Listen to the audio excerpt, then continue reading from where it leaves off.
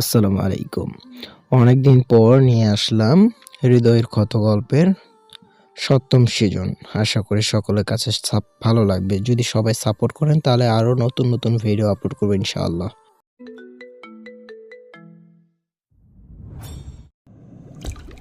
সন্ধ্যার সৃজা সোহাকে টেনে ধরে রেখেছে।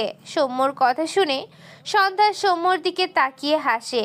সৌম্য সন্ধ্যার দিকে অসহায় মুখ করে তাকায়। সোহা সন্ধ্যা আর সৃজা থেকে নিজেকে ছুটিয়ে নিয়ে তেড়ে যায় সাধনের দিকে, গিয়ে ঠাস ঠাস করে গালে গালে সবখানে সমানে থাপ্পড় মারে। তাকে কতগুলো মারলো, সে ছেড়ে দিবে নাকি?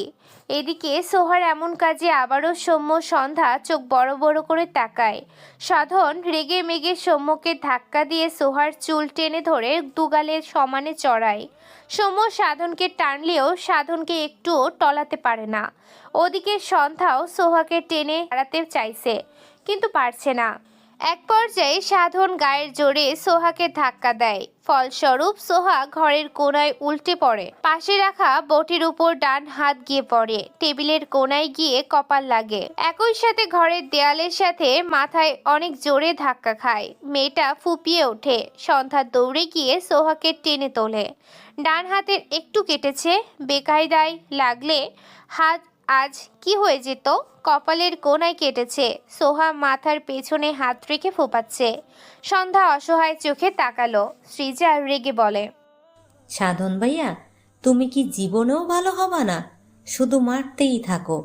কথাটা বলে সেও সোহার কাছে গিয়ে বসে। সোহার অবস্থা দেখে সৌম্যর এত রাগ হলো। একটা ভাই তার বোনকে এভাবে কি করে মারতে পারে? সৌম্যর মাথায় কাজ করে না। তার কি হলো কে জানে। তীব্র রাগে সৌম্য সাধনকে টেনে সাধনের গালে জোরে সরে একটা থাপ্পড় মেরে দেয়। সৌম্যের কাজে সাধন সহ সোহা, সন্ধ্যা, সৃজা সবাই বিস্ময় চোখে তাকায়। সৌম্য রেগে বলে, তুমি কি মানুষ? ও তোমার বোন নয়? নিজের বোনকে কেউ এভাবে মারে? আজ যদি তোমার বোন মরে যেত, কিভাবে ধাক্কা দিয়েছো?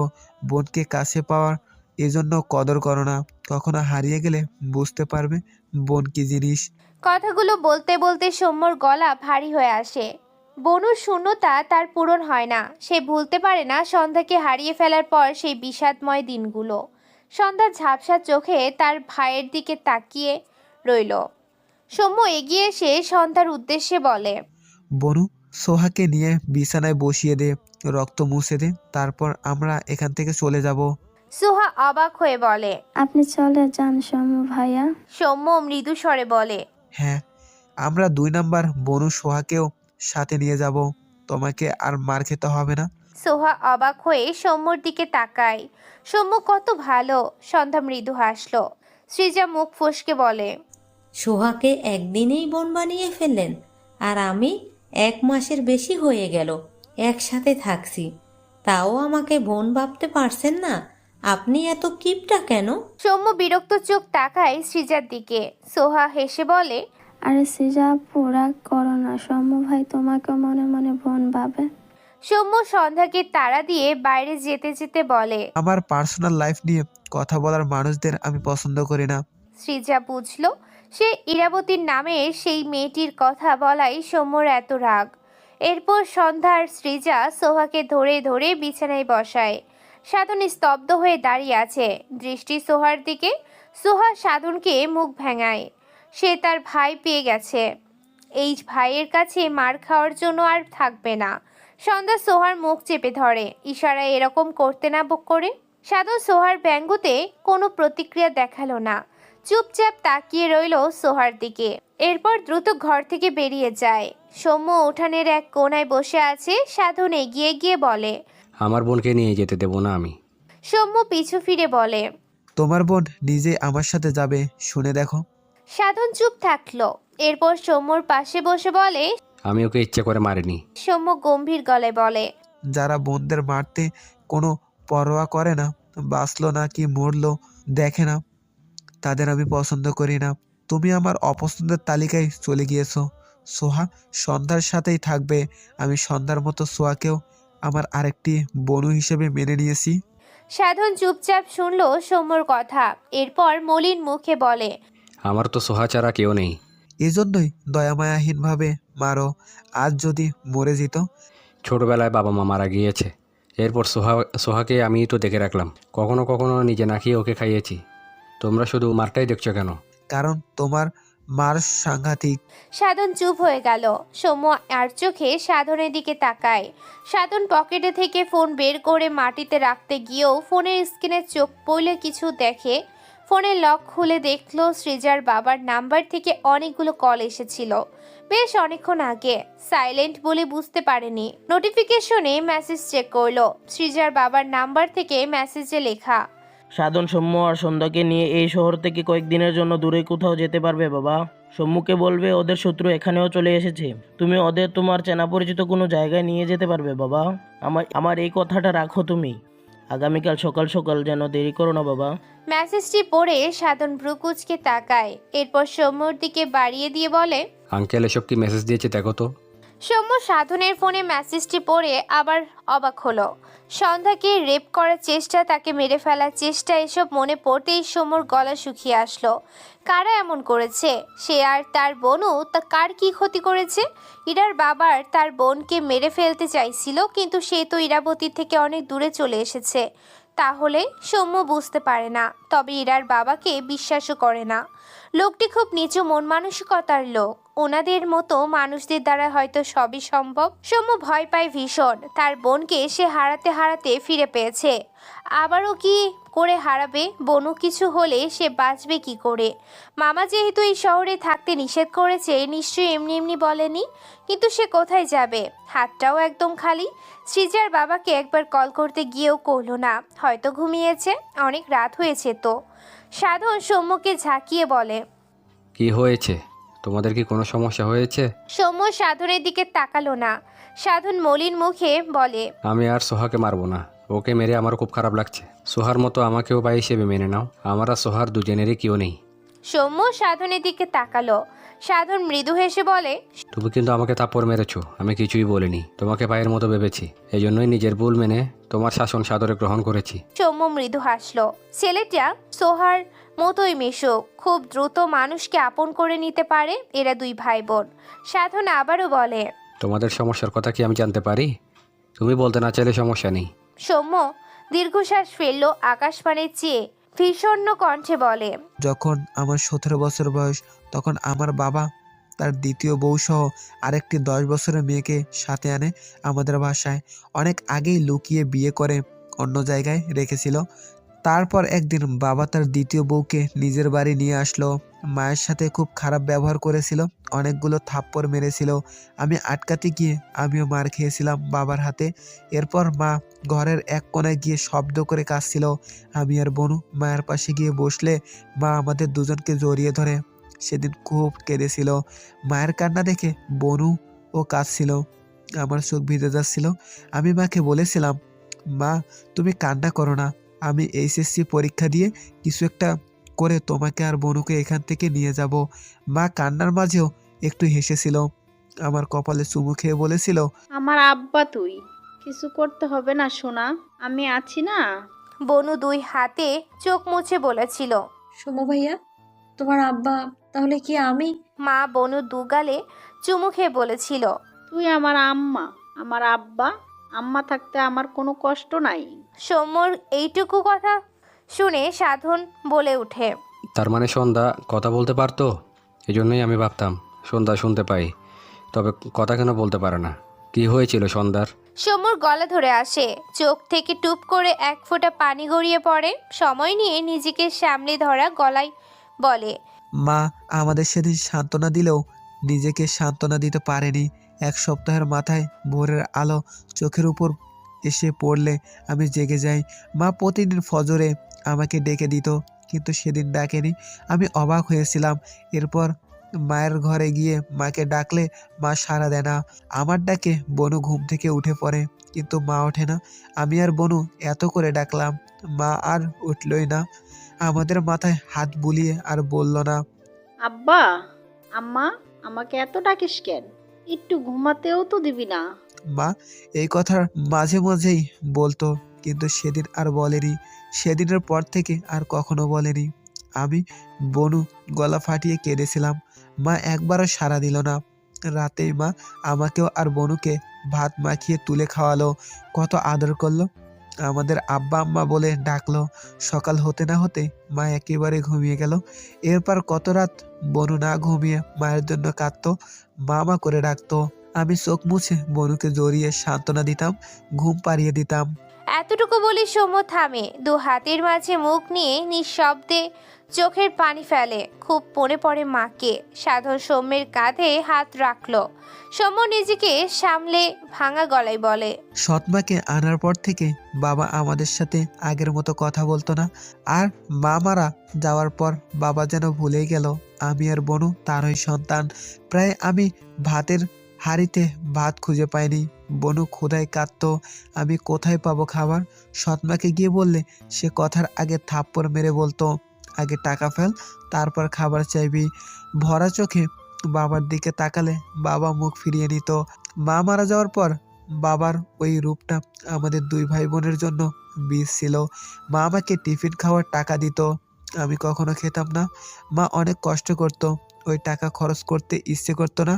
জমিয়ে জমিয়ে আবার মাকে ফেরত দিতে চেয়েছিলাম, কিন্তু মা তো চলে গেল। আমি সেখান থেকে বনুকে রুটি কলা এনে খাইয়ে ঘুম পাড়াতাম।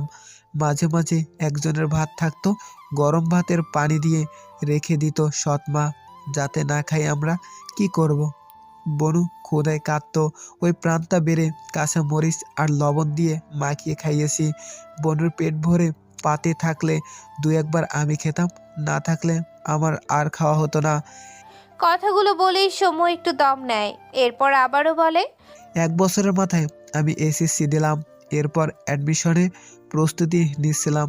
আমার ইচ্ছে ছিল সায়েন্স নিয়ে পড়ার, কিন্তু এত প্রাইভেট কিভাবে পড়তাম, তাই মাকে কখনো বলাই হয়নি আমি সায়েন্স নিয়ে পড়তেই চাই। অ্যাডমিশনের প্রস্তুতিটা আমার জন্য ছিল খুব কঠিন। বই খাতা কিছু ছিল না আমার। প্রথম 1 মাস আমার গ্রামের পরিচিত বন্ধুদের থেকেই বই নিয়ে পড়তাম, আর একটা স্যারের কাছে শুধু অ্যাকাউন্টিং সাবজেক্ট পড়তাম। সাধন বলে, সেই স্যার তোমার থেকে টাকা নিত না, তাই না? সৌম্য একটু হেসে বলে, একটা কথা জানো সাধন, তাদের মা বেঁচে থাকে না, একটি পোকাও তাদের পাশে এসে দাঁড়ায় না। সাধন মৃদুস্বরে বলে। ঠিকই বলেছ।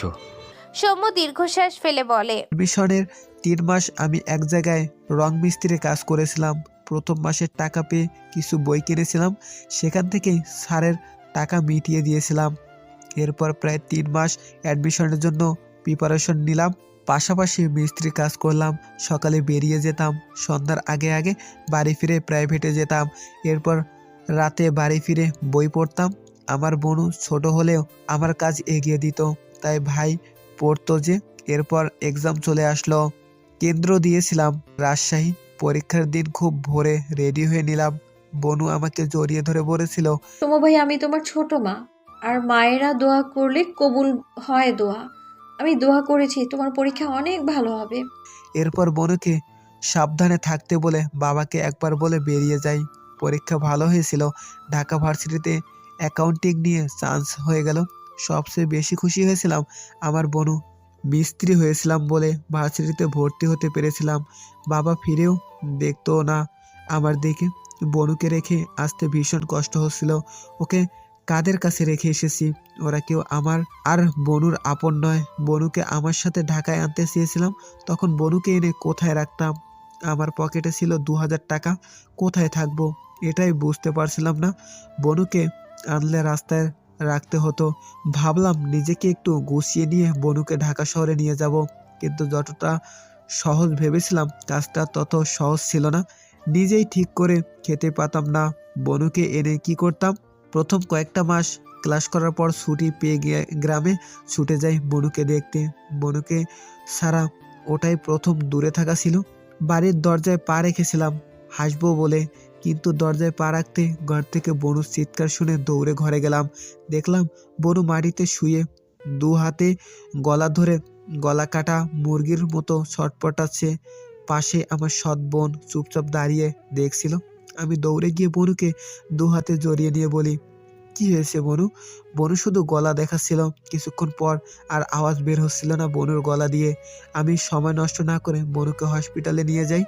ডক্টর বনুকে দেখে বলল, বোনকে কস্টিক সোডা খাওয়ানো হয়েছে, এর ফলে গলার ভেতর পুড়ে গিয়েছে। দেরি করিনি বলে বাঁচাতে পেরেছে। তবে বনু আর কখনো কথা বলতে পারবে না, কিন্তু অপারেশন করালে কথা বলতে পারবে, যদিও সম্ভাবনা খুব কম। কথাগুলো শুনো পুরো দুনিয়া কেঁপে উঠেছিল আমার। অপারেশন করাতে অনেক টাকার প্রয়োজন, আমি তো 3 বেলা খেতেই পারি না, অপারেশন করাবো কি করে? চুপচাপ বাড়ি ফিরলাম বনুকে নিয়ে। এরপর জানতে পারলাম আমাকে নিয়ে সৎমা আর সৎবোন অনেক উল্টাপাল্টা কথা বলছিল। বনু দুটো কথার উত্তর দিয়েছিল বলে সকাল আর তার মা মিলে কার থেকে যেন এসব আনিয়ে আমার বোনকে অন্য নাম দিয়ে খাইয়ে দিয়েছে। আমি কিছু বলার মতো ভাষা খুঁজে পাচ্ছিলাম না। বাবার কাছে গিয়ে বললাম, বাবা, তোমার বউ আর মেয়ে আমার বোনের গলা পুড়িয়ে দিয়েছে, এখনো কিছু বলবে না তুমি? বাবার উত্তর ছিল, সেদিন বাবার কথা শুনে এত অবাক হচ্ছিলাম, এত কষ্ট হচ্ছিল, শুধু বাবাকে দেখছিলাম। পরের মানুষকে কি বলবো যেখানে নিজের বাবাই এসবকে সাপোর্ট করে? কথাগুলো বলে সৌম্য লম্বা করে শ্বাস ফেলে। সাধনের চোখের কোণে জল চিকচিক করছে। হঠাৎ সৌম্য রাগান্বিত স্বরে বলে, ওই বাবা নামে জানোয়ারকে যদি কখনো কুকুর ছিঁড়েও খায়, আমি এক পাও এগোবো না তাকে বাঁচাতে, শুধু চেয়ে চেয়ে দেখবো। কথাটা বলতে গিয়ে সৌম্যর গলা ধরে আসে। মনে পড়ে ছোটবেলার কথা, যখন তার বাবা তাকে ঘাড়ে নিয়ে গ্রাম ঘুরতো। মন বলে পারবে না হয়তো, একদিন হলেও তার বাবা তার মাথায় স্নেহের হাত বুলিয়ে দিয়েছিল। এসব ভাবলে রাগ পড়ে গিয়ে কষ্টরা এসে ভিড় করে। মানুষ কেন বদলে যায়? সৌম্য নিজেকে সামলে নিয়ে ভারী গলায় বলে, ছুটির শেষে বনুকে রেখে আসতে মন সায় দেয় না। একবার ভাবলাম পড়া বাদ দিয়ে দেব, বনু নিজেই আমাকে ঠেলে পাঠালো। বুঝদারের মতো বুঝলো সে না পড়লে তারা তো এই বাড়িতে সারা জীবন পড়ে থাকবে, আর সন্ধ্যা আরো সাবধানে থাকবে, ওরা কিছু করতে পারবে না সন্ধ্যার। সৌম্যর আওয়াজ ক্ষীণ হয়ে আসে। সাধন জিজ্ঞেস করে, ইরাবতী কে? সৌম্য দুহাতের মাঝে মুখ ঠেকিয়ে ধরা গলায় বলে, ইরাবতী আমায় খুব ভালোবাসে, এতটা ভালোবাসে যে ভালোবাসার যোগ্য আমি নই।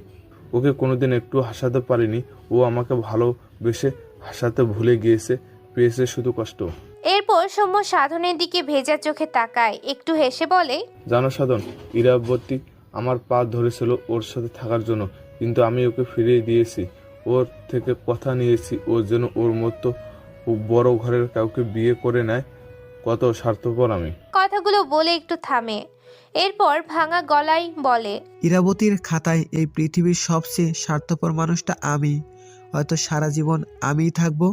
আমাদের মতো মধ্যবিত্ত নিম্নবিত্তরা ভালোবেসে কখনো মহান হতে পারে না, বরং তারা ভালোবাসার নামক অধ্যায়ে সবচেয়ে স্বার্থপর হিসেবে আখ্যাতীয় হয়। এটাই আমাদের নিয়তি। এরপর একটু থেমে সৌম্য আবারও বলে, আমি আর বনু বেশ অনেকটা সময় বাবা মায়ের আদর পেয়েছিলাম। তারপর একদিন মা মারা গেল আর বাবা বদলে গেল। আমাদের অবস্থা অর্থে সাগরে হাবুডুবু খাওয়ার মতো হলো। এ যেমন আল্লাহ আমাকে আর বনুকে নদীর তীরে খুব সুন্দর একটি নৌকা উপহার দিয়েছিল। বোকা আমি আর বনু ভেবেছিলাম পুরো নদী আনন্দে ভ্রমণ করব, কিন্তু আল্লাহ আমাদের নদীর মাঝখানে এনে ফেলে দিয়েছে। আর তারপর যতবার সাঁতরে উঠতে গিয়েছি, কেউ না কেউ এসে পানির মাঝে ঠেসে ধরেছে, দম আটকে আসতো আমাদের। আর তখনই আল্লাহ ঘোষণা করত, আমাদের হায়াত এখনো বাকি, দুঃখ পাওয়া বাকি। এভাবেই বেঁচে আছি আমরা। সাধন মলিন মুখে সৌম্যের দিকে চেয়ে আছে। সৌম্য উঠে দাঁড়িয়ে বলে, বনুকে পেয়ে খুব খুশি হয়েছিলাম। অনেকদিন পর একসাথে বসে খেতে চেয়েছিলাম, কিন্তু ওই যে দুঃখ ছাড়া আমাদের জীবন অপূর্ণ। তাই আমাকে কেউ এসে চাকু মেরে গেল আর আমার বোনকে রেপ করার চেষ্টা করলো। যখন আমার বনু শ্বাস আটকে ছটপট করতে লাগলো, তখন আল্লাহ আবার বাঁচিয়ে নিল নতুন দুঃখ দেওয়ার জন্য। এই যে খারাপ লোকেরা আবারও আমাদের পিছু নিল। সাধন শার্টের হাতা দিয়ে চোখ মুছে সৌম্যকে জড়িয়ে ধরল। সৌম্য অবাক হলো না। সাধন খুব নরম মনের মানুষ, এতটুকু সময় চিনেছে সে। সাধন মৃদুস্বরে বলে, সন্ধ্যার অপারেশন আমি আর তুমি দুজন মিলে করাবো, তুমি এটা নিয়ে চিন্তা করো না, কেমন? সৌম্য কিছু বলল না। সৌম্য আর সাধন বাইরে বেরিয়ে আসার পর সন্ধ্যা, সোহা আর সৃজা বাইরে বেরিয়েছে। সৌম্যর বলা সব কথা শুনে সৃজা আর সোহা বিস্ময় দৃষ্টিতে তাকিয়ে আছে। দুজনেই চোখ জোড়া অসংখ্যবার ভিজেছে। সোহা সন্ধ্যার গলায় হাত দিয়ে বলে, সন্ধ্যা, আমার অনেক খারাপ লাগছে জানো। সৃজা মলিন মুখে সন্ধ্যার দিকে চেয়ে আছে। এইটুকু মেয়ে কত কিছু সহ্য করেছে। সন্ধ্যা সোহার দিকে তাকিয়ে মৃদু হাসলো।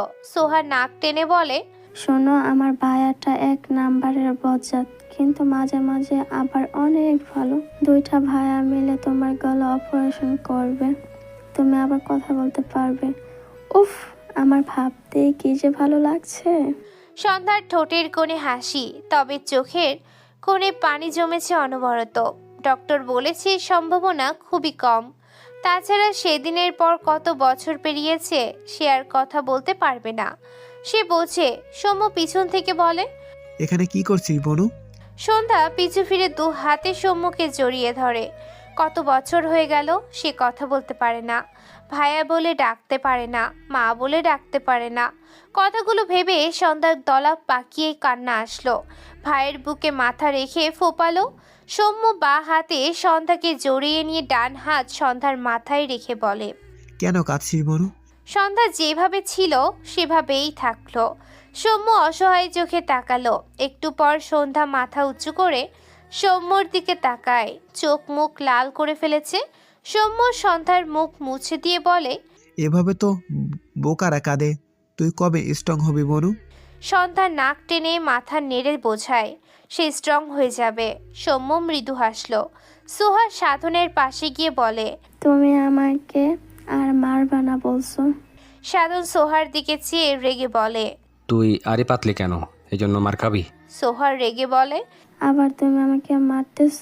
তুমি জীবনেও ভালো হবা না। সাধন একটু হেসে বলে। এখন থেকে শুধু মুখে বলবো। সাধনের কথায় সবাই হাসলো। সোহাও হাসলো।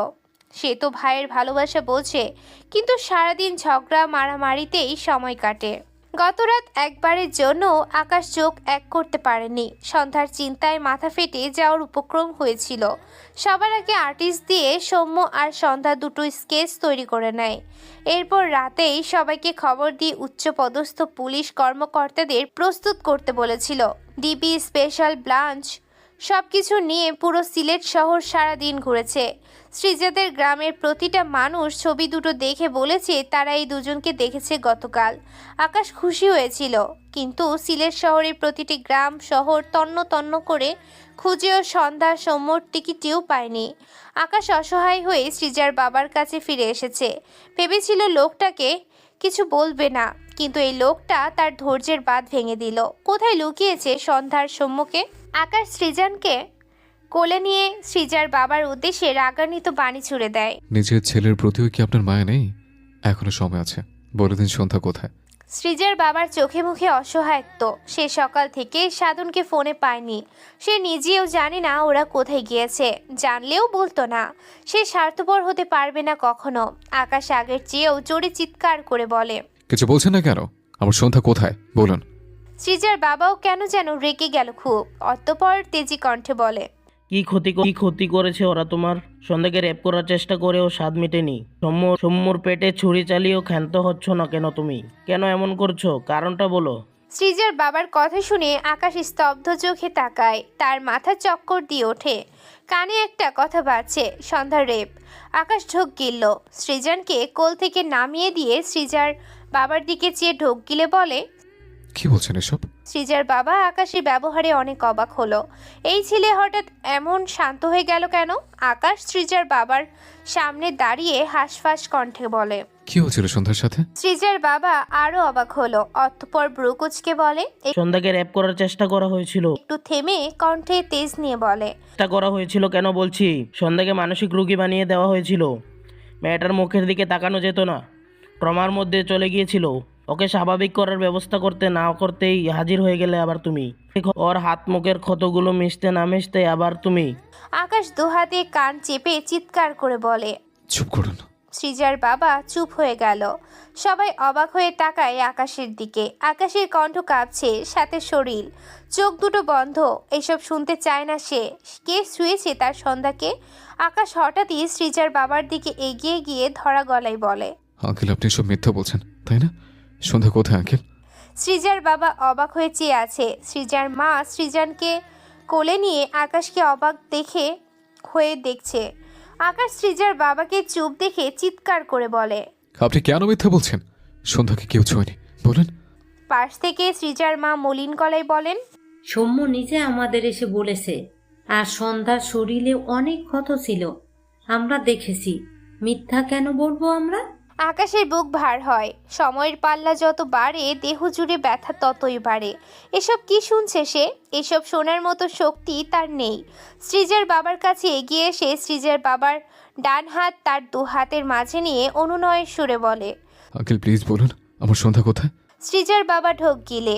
এই ছেলে কোনো দিক থেকেই তার কাছে সৌম্য সন্ধ্যার জন্য খারাপ লাগছে না। কে এই ছেলে? ভাবনা রেখে তার ফোন এগিয়ে দিয়ে বলে, সৌম্যর সিম নেই। আমার আরেকটি ছেলের ফোনে অনেকবার কল দিয়েছি, পাইনি। তুমি ওদের খোঁজ পেলে আমাকে জানিও। আকাশ আর একটা কথাও বলল না। সৃজার বাবার কথা হয়তো বিশ্বাস করে নিয়েছে। চুপচাপ বড় বড় পা ফেলে সৃজাদের বাড়ি থেকে বেরিয়ে যায়। বড় রাস্তায় দাঁড় করিয়ে রাখা গাড়ির ড্রাইভিং সিটের পাশের সিটে উঠে বসে। ড্রাইভিং সিটে বায়ান উঠে বসে। ঘাড় বাঁকিয়ে আকাশের দিকে তাকালে দেখলো আকাশ সিটে হেলান দিয়ে চোখ বুজে রেখেছে, ডান হাত চোখের উপর রাখা। বায়ান মৃদুস্বরে ডাকে, স্যার। আকাশ ছোট্ট করে বলে, ঢাকে ব্যাক কর ফাস্ট। বায়ান গাড়ি স্টার্ট দেয়। একটু পর পর আকাশের দিকে লক্ষ্য করে। তার ভীষণ খারাপ লাগছে।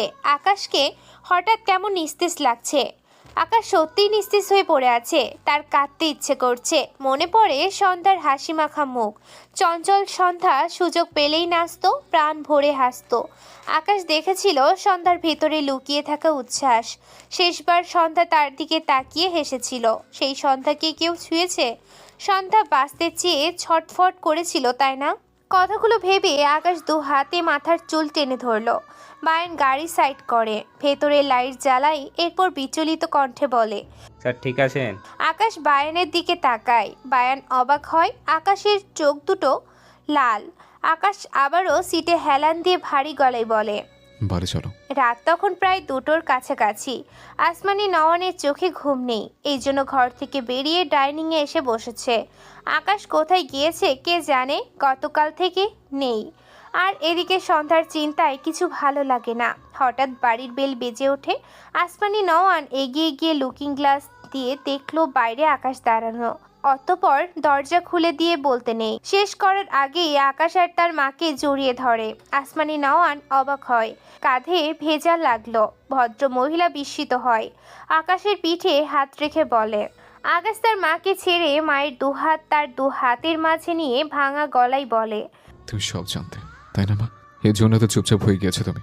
আমি জানি তুমি জানো সন্ধ্যা কোথায়। প্লিজ মা বলো সন্ধ্যা কোথায়? আসমানি নওয়ান ছেলের পানে চেয়ে অবাক। আকাশের চোখ দুটো লাল সাথে ভেজা। ভদ্র মহিলা আকাশের গালে হাত দিয়ে বলে। আকাশ চেঁচিয়ে বলে, একদম মিথ্যে বলবে না, তুমি জানো আমার সন্ধ্যার খোঁজ। একটু থেমে আবারও ভাঙা গলায় বলে, মা তুমি আমাকে শাস্তি দিতে চাইছো তো? আমি সব শাস্তি মেনে নেবো, বিশ্বাস কর। দেখো সন্ধ্যা যাওয়ার পর মাস পেরিয়ে গেছে, বিশ্বাস কর আমি এক রাতও শান্তিতে ঘুমোতে পারিনি। এবার আমাকে অন্যভাবে শাস্তি দাও। আসমানি নওয়ান বাখারা হয়ে গেলে ছেলের পানে চেয়ে আছে। আকাশ তার মায়ের দুহাতের উপর তার কপাল ঠেকিয়ে রোদ হয়ে আসা কণ্ঠে বলে, মা বলো প্লিজ, আমি মরে যাচ্ছি, এইভাবে আর থাকতে পারছি না, আমার দম বন্ধ লাগছে, সন্ধ্যায় কিনে দাও না মা।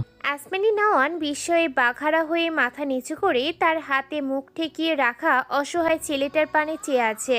চোখের কোণে পানি জমেছে। প্রথম দিকে সন্ধ্যাকে ডিভোর্স দেওয়ার ব্যাপারে আকাশকে দোষারোপ করলেও এখন কেন যেন আকাশকে দোষ দেন না তিনি। ইচ্ছের বিরুদ্ধে বিয়ে দেওয়ার পর সন্ধ্যার প্রতি আকাশের রিয়াকশন খুব একটা অস্বাভাবিক ছিল না। সবচেয়ে বড় কথা, সন্ধ্যা যাওয়ার পর দিন থেকেই তার ছেলেটাকে ভীষণ অগোছালো লাগে। মা হয়ে সে ছেলেকে বুঝবে না এমন তো নয়। আসমানি নওয়ান তার দুহাত সরিয়ে নিয়ে আকাশের গালে হাত দিয়ে ভেজা গলায় বলে, আমি তো জানি না আব্বা আমার জান্নাত কোথায়। তুমি খুঁজতে থাকো, আমার দোয়া তোমার সাথে আছে, ঠিক খুঁজা পাইবা। আকাশ মায়ের দিকে অসহায় চোখে চেয়ে রইল। আসমানি নওয়ান একটু হেসে বলে, তোমাকে বিয়ার আগে জান্নাত আমায় কইছিল ওই বোবা, তাই তুমি ওরে ভালোবাসবা না। আকাশ তার মায়ের কথা নাকচ করে সাথে সাথেই বলে, ও যেমন আমি ওকে সেভাবেই ভালোবাসি মা। কথাটা বলে আকাশ কেমন অপ্রস্তুত হলো। আসমানি নওয়ান হাত উঁচু করে আকাশের মাথায় হাত দিয়ে মৃদু হেসে বলে, আমি জানি আব্বা, এই যে দোয়া কইরা দিতাছি তুমি ভালোবাসো বইলা আল্লাহ যেন খুব তাড়াতাড়ি জান্নাতরে তোমার লগে মিলাইয়া দেয়। আকাশ মলিন হেসে তার মাকে আবারও জড়িয়ে ধরে। তার সন্ধ্যার সাথে যে খুব খারাপ হয়েছে এসব ভাবলেই তার দম বন্ধ লাগে। নিজেকেই কোপাতে ইচ্ছে করে তার। সে তার সন্ধ্যাকে বাঁচাতে পারেনি। বুকটা আবারও ভারী হয়ে আসতে লাগলো। ভেতরটা ছটফটিয়ে উঠল। অপরাধ বোধে তার ভেতরটা ছিঁড়ে যায়। গতকাল সাধন আর সোহা, সৌম্য, সন্ধ্যা, সৃজাকে নিয়ে পঞ্চগড়ের তেঁতুলিয়ার ছোট্ট একটি গ্রামে এসেছে, যেখানে 3 জন মানুষ থাকে, রিয়া, রিয়ার মা আর রিয়ার নানি। সৌম্য সাধনকে জিজ্ঞেস করেছিল এরা সাধনদের কে হয়। সাধনের উত্তর ছিল যাদের নিজের বলতে কেউ নেই, তাদের আপনজন হয় কিছু ভালো মনের মানুষ। রিয়ারা তাদের মাঝে থাকা ভালো মানুষ যারা সাধনদের খুব আপন। এখানে এসে রিয়াদের সৌম্য তার আর সন্ধ্যার আসল নাম বলেনি। তার নাম সাধন বলেছে, সন্ধ্যার নাম সোহা বলেছে। সাধন কিছু বলতে গিয়েও থেমে যায়। সে বুঝেছে সৌম্য ভয় পাচ্ছে। যারা সৌম্যদের খুঁজছে তারা যদি নাম শুনে খুঁজে পেয়ে যায় এজন্য। গত 1.5 মাস আগে হালকা শীতল ছিল। ধীরে ধীরে শীতের তীব্রতা বাড়ছিল। তবে পঞ্চগড়ে এসে সকলের মনে হলো প্রচণ্ড শীত পড়েছে। পঞ্চগড় উত্তর দিকে অঞ্চল হওয়ায় শীত বেশি লাগছে। গতরাতে সবাই শীতের জন্য খুব কষ্ট করেছে। তাই আজ সকাল সকাল সাধন শহরে গিয়ে সবার জন্য একটি করে শীতের পোশাক এনেছে। কিন্তু সৌম্য এমনি নিতে রাজি নয়। তার ভীষণ আত্মসম্মানে লাগে এসব। সাধন তখন থেকে বোঝাচ্ছে সৌম্য রাজি হয় না। এক পর্যায়ে সাধন অসহায় কণ্ঠে বলে, সৌম্য, তুমি আমাকে আপন ভাবতে পারছো না। আমি সত্যি কষ্ট পাচ্ছি। আমি তোমার ভাই হলে আমাকে ফিরিয়ে দিতে পারতে। তুমি সোহাকে বোন ভাবছো, আমিও সন্ধ্যাকে বোন ভাবছি, আর তোমাকে ভাই। তাহলে আমি কি তোমাদের এই একটি শীতের কাপড় উপহার দিতে পারি না? আমাকে পরে ভাবো তুমি, লাগবে না আমার আর ভাই। সৌম্য ছোট্ট করে বলে। সেরকম কিছু না সাধন। সাধন বলে, তাহলে কীরকম কিছু? তাছাড়া আমি কলেজ পর্যন্ত পড়েছি, তারপর আর পড়িনি। আর তুমি তো ভার্সিটি লাইফ শেষ করে ফেললে, ভবিষ্যতে অবশ্যই চাকরি করবে। তখন আমি তোমার থেকে অনেক দামি দামি জিনিস আবদার করব। 1000 হোক, একটাই ভাই আমার। তুমি আপাতত আমার এই কম দামি পোশাক গ্রহণ করো, প্রিয় ভাই সাহেব। সাধন কথাটা পুরনো আমলে রাজার সামনে দাসীরা যেভাবে বলতো সেভাবে একটু ঝুঁকে বলেছে। সাধনের নাটকীয় ভঙ্গিতে বলার ধরনে সৌম্য হেসে ফেলল। সাধনও হাসল। সৌম্য সাধনের হাত থেকে শীতের পোশাকটি মৃদুস্বরে বলে, নিয়ে নিলাম। আমার টাকা হলে তোমাকে পুরো দোকানও কিনে দিতে পারি। তখন না নিলে খবর আছে তোমার। সাধন সাথে সাথে বলে, আরে না, আমি তো খুশিতে লুঙ্গি ডান্স দিব। তুমি শুধু আমার ইচ্ছা পূরণ করতে থাকবা, আর আমি পায়ের ওপর পা তুলে খাবো। সৌম্য মৃদু হাসল। এর মধ্যে একটি কেলেঙ্কারি হয়েছে। সিলেট থেকে পথে গ্রাম থেকেই সাধনের ফোনটি চুরি হয়ে গিয়েছে। আর এ কারণেই সৃজার বাবার সাথে সাধন সৌম্য কেউ যোগাযোগ করতে পারছিল না। শিমুদের ফোন নেই, তাই কল করে জানাতে পারেনি। তবে সকালে উঠে সাধন শীতের পোশাক কিনতে শহরে গিয়ে ওখানে এক দোকান থেকে সৃজার বাবার নাম্বারে কল করে তাদের কথা জানায়। সৃজার বাবা সৌম্যদের সিলেট ফিরতে বলেছে। সৌম্যর সাথে তার কথা আছে বলেছে। সাধন জানিয়েছে তারা দ্রুত ফিরবে। সোহা, সন্ধ্যা, সৃজা গায়ে সোয়েটার জড়িয়ে রিয়াদের বাড়ির উঠানে দাঁড়িয়েছিল। এখন সকাল 10টার মতো বাজে। মেঘের আড়াল থেকে মাঝে মাঝে সূর্য একটুখানি উকি দেয়। সাধন, সন্ধ্যা উঠানের কোনায় দুজন একসাথে বসে আছে। রিয়া হেসে বলে। রিয়ার কথায় সবাই হাসলো। সোহা রিয়ার পিঠে চাপড় মেরে সন্ধ্যার কাঁধে হাত রেখে হেসে বলে, বলি যমজ বোন, আমরা হলাম পৃথিবীর হারিয়ে যাওয়া যমজ ভাই বোন, বুঝলে? রিয়া মুখ বাঁকিয়ে বলে। সাধন সৌম্যর কাঁধে হাত রেখে গলা উঁচিয়ে বলে, হে শ্রদ্ধেয় রিয়া গাদি, শুনে রাখ, মনের মিলই আসল মিল। আমাদের মনের মিল আছে মানে আমরা যমজ ভাই বোন, বুঝলি? সাধনের কথায় সবাই শব্দ করে হাসছে। রিয়া চোখ মুখ কুঁচকে বলে।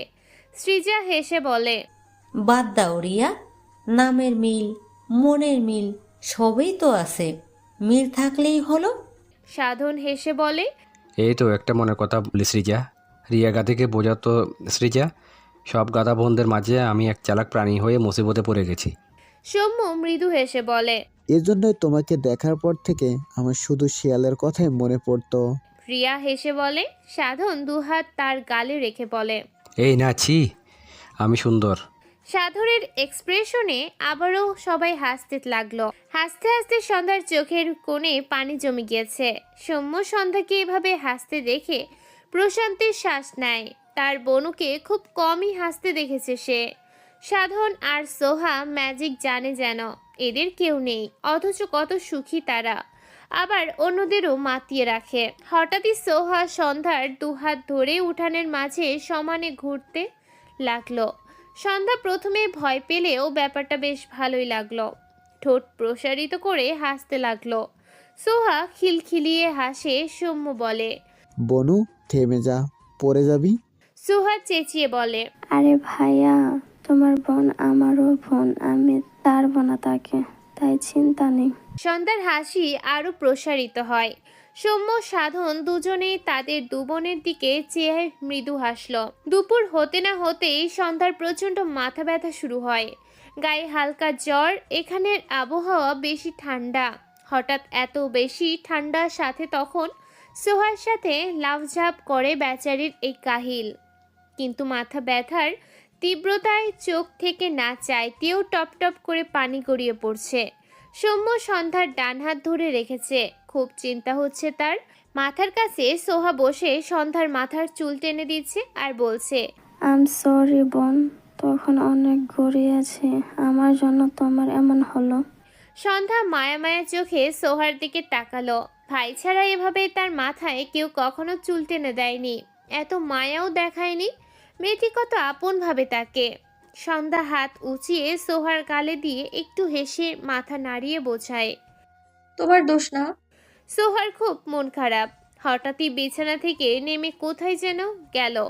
আবার 2 মিনিটের ফিরে এসে সন্ধ্যার পাশে সৌম্যর দিকে তাকিয়ে বলে, ভাইয়া চিন্তা করো না, আমার ভাইয়া ওষুধ আনতে গিয়েছে, আমাদের বোন টুস করে অসুস্থ হয়েছে, আবার টুস করে সুস্থ হয়ে যাবে। সোহার কথায় সন্ধ্যা সৌম্য একটু হাসলো। প্রায় 10 মিনিটের মাথায় সাধন কিছু ওষুধ এনে সৌম্যর হাতে ধরিয়ে দিলে সৌম্যর টাকা দিতে চায়। সাধন রেগে বলে, তুমি সবসময় আমাকে পরবাবো কেন বলো তো সৌম্য? সন্ধ্যা তো আমারও বোন, আমি একটুখানি ওষুধ এনে দিতে পারি না? তুমি এভাবে টাকা দিলে আমার খুবই খারাপ লাগে। সাধন কথাটা রেগে বললেও নিচু স্বরে বলেছে, নয়তো এরা সৌম্য আর সন্ধ্যা নাম শুনে নিতে পারে। সৌম্য বেশ কিছুক্ষণ সাধনের দিকে চেয়ে হঠাৎই সাধনকে জড়িয়ে ধরে। সৌম্য মানুষদের সাথে কম মিশে, মাস পেরিয়ে গেলেও সে মানুষের সাথে এতটা ফ্রিলি মিশতে পারে না। কিন্তু সাধন ছেলেটা অদ্ভুত, দুদিনেই কত আপন লাগে তার। সাধন সৌম্যর পিঠ চাপড়ে মৃদু হাসল। দুপুর পর পর সন্ধ্যার জ্বর ছেড়ে যায়, সাথে মাথা ব্যথাটাও আর নেই। এত মানুষ সেবা করলে অসুস্থ থাকবে কি করে? সহা তো মাথার কাছে থেকে উঠলই না। মেয়েটি খুব মায়া করে। সৃজাও তাকে খুব ভালোবাসে। সাথে তার সৌম্য ভাইয়ের সাথে আরেকটি সাধন ভাই পেয়ে সন্ধ্যার মন প্রাণ জুড়িয়ে যায়। সৃজার বাবা সাধনকে যেতে বলেছিল, সৌম্যকে কিছু বলবে। এই জন্য সৌম্য আর এখানে থাকতে চায়নি। তাই তারা দুপুরের পরপরই সিলেটের উদ্দেশ্যে রওনা হয়। রাত প্রায় 1টার কাছাকাছি। তখন সৌম্যরা ভানুগাছ গ্রামে এসে পৌঁছায়। সৌম্য সৃজার বাবার কথা জিজ্ঞেস করলে সৃজার মা জানায় সৃজার বাবার মাথা ব্যথা করছিল, তাই ঘুমিয়ে গিয়েছে। ঘুম থেকে ডাকতে চাইলে সৌম্য তার মামাকে ডাকতে নিষেধ করে দেয়। আগামীকাল কথা বলা যাবে। সৃজার মা তার স্বামীকে আর ডাকেননি। মানুষটা কেমন যেন চিন্তিত ছিল। তাকে শুধু বলেছে, জানের মা, আমার মনে হয় আকাশ নন, সন্ধ্যার কেউ। এজন্যই ছেলেটা চোখে মুখে এত অসহায়ত্ব ছিল। সম্মুখে আকাশের ব্যাপারে বলতে হবে, যদি সম্মু চেনে তবে আরও পরিষ্কার হব। কথাগুলো বলে সৃজার বাবা ঘুমিয়ে যায়। সৃজার মা আকাশের কথা বলতে চাইলো একবার, আবার ভাবলো সৃজার বাবা সকালে উঠে কথা বলবে, সেই গুছিয়ে বলবে। এরপর সৌম্য, সন্ধ্যা, সাধন, সোহা, সৃজা সবাইকে খেতে দেয়। এরপর সবাই যে যার মতো করে ঘরে শুতে চলে যায়। সন্ধ্যার শরীর দুর্বল। সৌম্য সন্ধ্যার সাথে থাকলো। বনুকে নিয়ে চিন্তার শেষ নেই তার।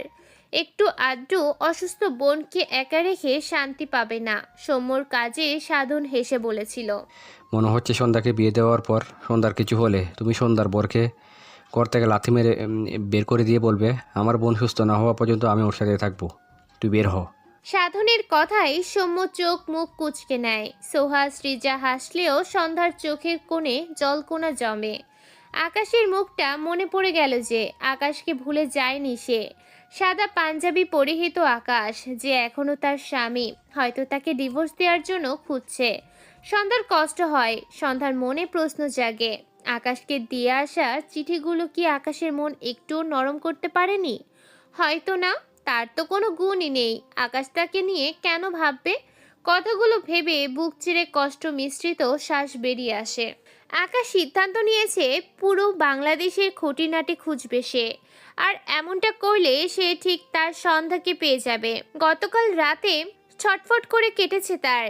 আজ সকাল সকাল উঠে আবারও বেরিয়ে গিয়েছিল, সাথে পুলিশ ডিবি তো ছিলই। আকাশ আজ সারাদিন সিলেটের পাশের শহর তন্ন তন্ন করে খুঁজেছে, কিন্তু বরাবরের মতোই হতাশ। ফিরতে ফিরতে রাত 2টো বেজে গিয়েছে। ক্লান্তি বেদনায় ভরা মনে ব্যর্থ প্রেমিকের ন্যায় ডুলতে ডুলতে বাড়িতে প্রবেশ করে। ড্রয়িং রুম পাশ করে সিঁড়ি উঠতে নিলে কিছু কথা কানে আসলে আকাশের পা থেমে যায়। সন্ধ্যা সৌম্য সিলেটের ভানুগাছ গ্রামে আবার ফিরছে। ভালো তো, ইরার বাবা ইশতিয়াক শেষ পর্যন্ত বেইমানি করলো। ও নেই, ভালো হয়েছে। তোমার বুদ্ধি আছে বলতেই হবে। একদম জায়গা বুঝে কোপ দিয়েছো। কতক্ষণ আগে আগুন দিয়েছো, বাঁচার চান্সই নেই। একটু পর আবার বলে, আচ্ছা আচ্ছা, মিনিট 10 পেরিয়েছে। অনেক জ্বালালো এই সন্ধ্যার বাচ্চা। আর ও এর ভাই তো আরেকটা অসহ্য। মরুক দুটো, বাকিগুলোও মরুক। এত দরদ দেখিয়েছে যেমন তেমন মরুক। আকাশ ড্রয়িং রুমের দরজায় দাঁড়িয়ে তার বাবার বলা কথাগুলো শুনল। দুহাত মুষ্টিবদ্ধ করে বাবার দিকে চেয়ে আছে। আকাশের পাশে অরুণ দাঁড়িয়ে, সে আজ আকাশের সাথেই ছিল। আকাশের বাবার এইসব শুনেই তার নিজের মাথা যেমন ঘুরে উঠেছে তেমন রাগও হচ্ছে। আকাশ হঠাৎই চিৎকার করে ডেকে ওঠে, এই বাপ! আকাশের বাবা ভয় পেয়ে যায়, হাত থেকে ফোন পড়ে যায়। দ্রুত পিছু ফিরে আকাশকে তার দিকে জ্বলন্ত চোখে চেয়ে থাকতে দেখে ভীত চোখে তাকায়। আকাশ বড় বড় পা ফেলে তার বাবার সামনে গিয়ে দাঁড়ায়, চোখ মুখ শক্ত করে রাগান্বিত স্বরে বলে, তোমার মতো জানোয়ার বাপের রক্ত আমার শরীরে? কথাটা বলেই তার বাবার পাশে থুতু ফেলে আকাশ আবারও কিছু বলতে চায়, কিন্তু তার শক্তি লোপ পাচ্ছে। তার সন্ধ্যার ঘরে 10 মিনিট আগে আগুন দিয়েছে, সে কি করবে এখন? আর কত শাস্তি বাকি তার জন্য? আকাশ এক সেকেন্ডও সময় নষ্ট না করে দ্রুত পায়ে বাড়ি থেকে বেরিয়ে যায়। পকেট থেকে ফোন বের করে কাউকে কল করেছে। ছেলের চিৎকারে আসমানি নওয়ানের ঘুম ভেঙে যায়। তিনি ঘর থেকে বেরিয়ে অরুণকে দেখে জিজ্ঞাসা করে। অরুণ ছোট্ট করে বলে, সন্ধ্যাটা যেখানে আছে আঙ্কেল লোক লাগিয়ে সেই বাড়িতে আগুন লাগিয়ে দিয়েছে আন্টি। কথাটি বলে অরুণ আকাশ যেদিকে গেল সেদিকেই যায়। অরুণের কথাটি শুনতেই আসমানি নওয়ানের মাথা চক্কর দিয়ে উঠল। পাশে দেয়াল ধরে দাঁড়ালো ভদ্রমহিলা, চোখ জোড়া ঝাপসা হয়ে গিয়েছে, বিড়বিড় করে আওড়ায়। আকাশ বাইরে বেরিয়ে কাপা হাতে তার পরিচিত লোকদের জানায় সিলেটের ভানুগাছ গ্রামে আগুন লেগেছে। সেখানে যেন ইমিডিয়েটলি ফায়ার সার্ভিস পাঠানো হয়, যে কোনো মূল্যে যেন সবাইকে বাঁচানো হয়। এরপর সে গ্যারেজে গিয়ে গাড়িতে উঠতে নিয়েও থেমে যায়। সে কাঁপছে, ঠিক করে দাঁড়াতেও পারছে না, ড্রাইভ করবে কি করে? সবচেয়ে বড় কথা, গাড়িতে যেতে সময় লাগবে 10 ঘন্টারও বেশি। অরুণ আকাশের কাঁধে হাত দিলে আকাশ ঝাপসা চোখে অরুণের দিকে তাকায়। সে কথা বলতে চাইছে, কিন্তু তার কথা বেরই হচ্ছে না, তবুও বহু কষ্টে উচ্চারণ করলো, হেলিকপ্টার। অরুণ বুঝলো আকাশের মনোভাব, কিন্তু এত দ্রুত হেলিকপ্টার কোথায় পাবে? আকাশের হাত থেকে আকাশের ফোন নিতে চাইলে আকাশ নিজেই কাউকে কল করলো। কল রিসিভ হতেই আকাশ কাপা কণ্ঠে বলে, স্যার এক্ষুনি আমার পার্সোনাল কারণে হেলিকপ্টার লাগবে, প্লিজ স্যার। ওপাশ থেকে ভদ্রলোকটি আকাশের কণ্ঠ শুনে অবাক হয়ে বলে, কি হয়েছে তোমার আকাশ? ইমার্জেন্সি কিছু? আকাশ কথা বলতে পারছি না, তার বাচ্চাদের মতো কাঁদতে ইচ্ছে করছে, তবুও বহু কষ্টে বলে, স্যার প্লিজ। ভদ্রলোক অবাক হয়ে বলে, পাগল নাকি তুমি? বারবার প্লিজ বলছো কেন? আমি তোমার বাবা, কতবার বলবো তোমায়? আমি ব্যবস্থা করছি, আমাকে কয়েক মিনিট সময় দাও আর লোকেশন পাঠিয়ে দাও আমাকে। আকাশ বা হাতে গাড়ি ধরে রেখে ডান হাতে ফোন অরুণের দিকে বাড়িয়ে দেয়। অরুণ দ্রুত ভদ্রলোকের নাম্বারে তাদের কাছে পিঠে একটি জায়গার অ্যাড্রেস পাঠায়। মজার ব্যাপার হলো, ইনি একজন মন্ত্রী, যার আকাশের বাবার সাথে সম্পর্ক যতটা খারাপ, আকাশের সাথে সম্পর্ক ততটাই ভালো। পরিচয়টা আকাশের বাবার দ্বারা হলেও আকাশ যে তার বাবার বিপরীত মেরুর এটা বুঝেই তিনি আকাশকে এত পছন্দ করেন। আকাশের সভাপতি হওয়ার পেছনে এই ভদ্রলোকের অনেক অবদান। অরুণ আকাশকে নিয়ে ফাঁকা জায়গাটিতে যায়। উনি জানিয়েছেন মিনিট 15-র মাঝেই হেলিকপ্টার পাঠিয়ে দিচ্ছেন। সৌভাগ্যবশত আগে থেকেই সব রেডি থাকায় এত দ্রুত পারছে। কিছুক্ষণের মাঝেই মাঠটির মাঝখানে সেই হেলিকপ্টার ল্যান্ড করে। ভেতর থেকে সেই ভদ্রলোক বেরিয়ে আসলেও অরুণ অবাক হয় আকাশও। নিজের বাবা তার জীবনের সুখ কেড়ে নিচ্ছে আর নামের বাবা তার সুখ ফিরিয়ে দেওয়ার কত আয়োজন করছে। লোকটি এগিয়ে এসে আকাশের সামনে দাঁড়িয়ে চিন্তিত কণ্ঠে বলে, আকাশের কি হলো কে জানে। সে দ্রুত ভদ্রলোকটি সাপটে ধরল। লোকটি বোধহয় খুশি হলো। নিঃসন্তান তিনি, সে আকাশের থেকে এমন ব্যবহার চায়, ছেলের মতো ব্যবহার চায়। কিন্তু আকাশ সব সময় তার থেকে দূরত্ব রেখে চলে। তবে আজ আকাশের কাণ্ডে যতটা খুশি হচ্ছে তার চেয়ে বেশি খারাপ লাগছে। কি হয়েছে ছেলেটার? আকাশ ভদ্রলোকটিকে ছেড়ে তার হাত ধরে হেলিকপ্টারের দিকে এগিয়ে যায়। তিনি কিছু বললেন না। আকাশ কোথায় যায় দেখা যাক, এরকম না হয় বোঝাই যাবে আকাশ যে কথা বলার অবস্থায় নেই তা তিনি বুঝেছেন। প্রায় 2 ঘন্টায় মাথায় ভানুগাছ গ্রামের একটি ফাঁকা জায়গায় হেলিকপ্টার ল্যান্ড করা হয়। সর্বপ্রথম আকাশ হেলিকপ্টার থেকে নেমে যায়। সে কোনো দিকে তাকালো না। অন্ধকারের মাঝে কতটুকু পথ চিনল কে জানে। দিক বিদিক শূন্য হয়ে দৌড়ায় সৃজার বাবার বাড়ির দিকে। পিছন পিছন অরুণ আসছে আর আকাশকে ডাকছে। আকাশ শুনতে পায় না। পুরো গ্রামের সরগোলে এই ছোট্ট গ্রাম যেন ভূমিকম্পের ন্যায় কাঁপছে। আকাশের চোখ থেকে পানি গড়ায়। তার সহ্য হচ্ছে না। তার সন্ধ্যার ঠিক আছে তো। বেশ কিছুক্ষণ পর যখন কাঙ্ক্ষিত বাড়ির সামনে পৌঁছায় আকাশ, সামনে তাকালে দেখতে পায় দাউ দাউ করে পুরো বাড়ি পুড়ছে। কয়েকজন বালতিতে করে আগুন নেভানোর চেষ্টা করছে, কিন্তু তারা আগুন নেভাতে ব্যর্থ। আশেপাশে সব মানুষগুলো বলাবলি করছে। কথাগুলো আকাশের কানে এসে বাড়ি খায়। আশেপাশে কোনো ফায়ার সার্ভিস গাড়ি নেই। আকাশ চিৎকার করে ডাকে, সন্ধ্যা মালতী। সময় নষ্ট না করে দাউ দাউ করে জ্বলতে থাকা আগুনের দিকে দৌড় লাগায়। পেছন থেকে অরুণ এই দৃশ্য দেখে পায়ের গতি বাড়িয়ে দৌড়ে এসে আকাশকে সাপটে ধরে। আকাশের শক্তির সাথে সে পারছে না। সর্বশক্তি দিয়ে 2 হাতে আকাশকে জাপটে ধরে। আশেপাশ থেকে কয়েকজন লোক এসে আকাশকে টেনে ধরে। পিছন থেকে সেই মন্ত্রী আকাশের এমন দৃশ্য দেখে কি বলবেন বুঝলেন না। এখানে কোনো ফায়ার সার্ভিস না দেখে তিনি অবাক হয়। দ্রুত ফোন বের করে কাউকে কল করে ঝাড়তে থাকে। এখানে কেন ফায়ার সার্ভিস পাঠানো হয়নি। তারা জানায় ফায়ার সার্ভিসের গাড়ি এসেছিল, কিন্তু এই ছোট্ট গ্রামের এই জায়গায় গাড়ি ঢুকতে পারেনি, তাই আবারও ফেরত গিয়েছে। ভদ্রলোক বেশ কয়েকটি হেলিকপ্টার পাঠাতে বলে। এই আগুন নিভবে না মনে হচ্ছে। কিছু না কিছু করা প্রয়োজন, নয়তো এক সময় এই এলাকা পুড়ে যাবে।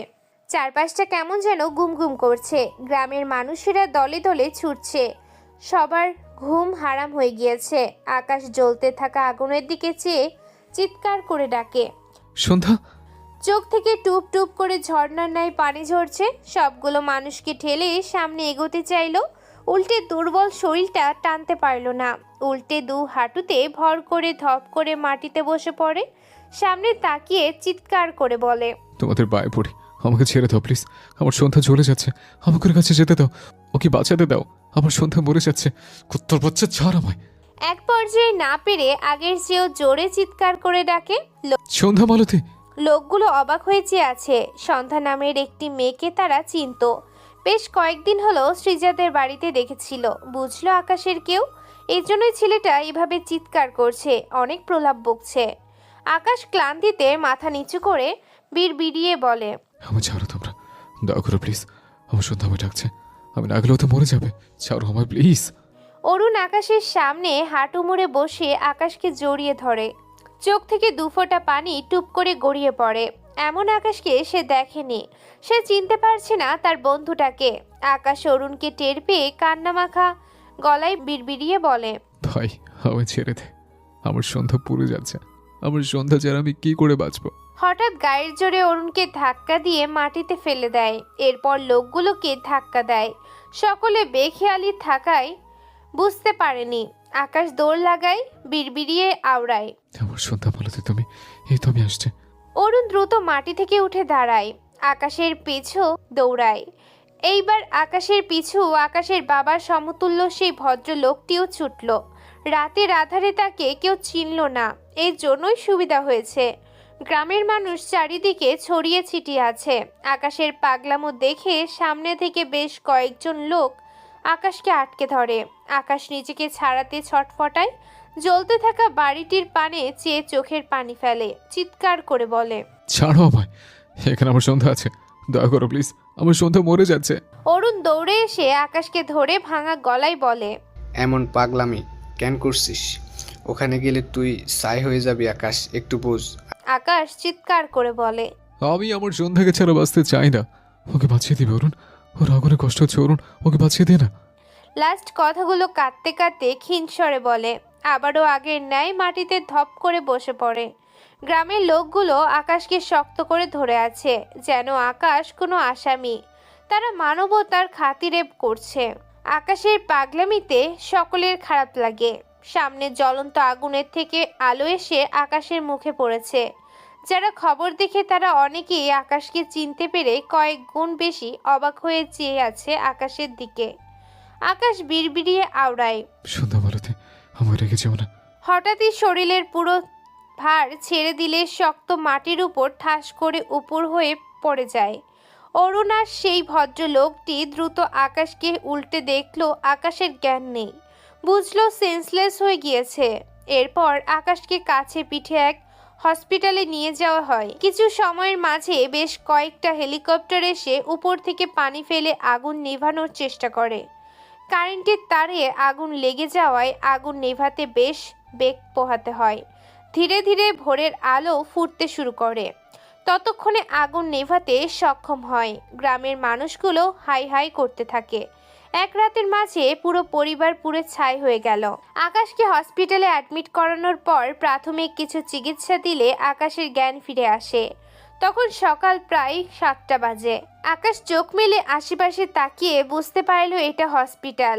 সবকিছু খেয়ালে আসতেই ধরফর করে বেড থেকে নেমে দাঁড়ায়, কোনো দিকে তাকালো না।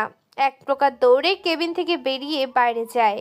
বাইরে অরুণ আকাশে এভাবে বেরিয়ে আসতে দেখে আকাশকে ডাকলো, আকাশ তুই অসুস্থ, প্লিজ কোথায় যাস না।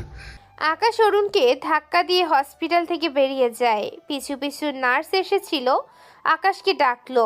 আকাশ কারোর কথা গ্রাহ্য করলো না।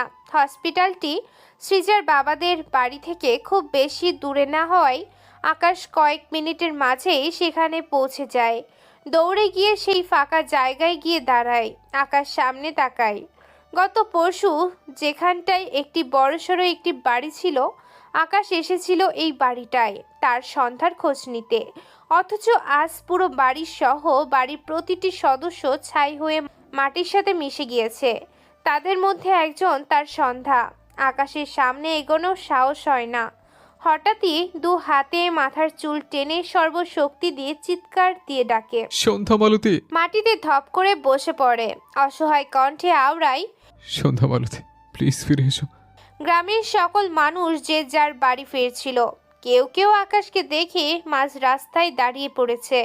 আকাশের পেছনে দাঁড়িয়ে আছে আসমানি নওয়ান, যে মিনিট 2 আগে গাড়ি থেকে নেমেছে। অফিসের পিএ বায়ানকে কল করে তখনই রওয়ানা দিয়েছিল। পৌঁছালো এখন। সিলেটে পা রাখতেই ছেলের আর্তনাতে বুকটা ছ্যাদ করে উঠল তার। পাশে দাঁড়ানো বায়ান দ্রুত পায়ে এসে আকাশের পাশে দাঁড়ায়। পেছনে এসে দাঁড়িয়েছে অরুণও। আকাশ দু হাতের মাঝে মুখ রেখে কি যেন বিড়বিড় করে। আসমানি নওয়ান সামনে তাকালে দেখলো ছায়ের স্তূপ জমা হয়ে আছে। ওখানে তার জান্নাত আছে, তাই না? বুক চিরে বেরিয়ে আসে কিছু আক্ষেপের কথা।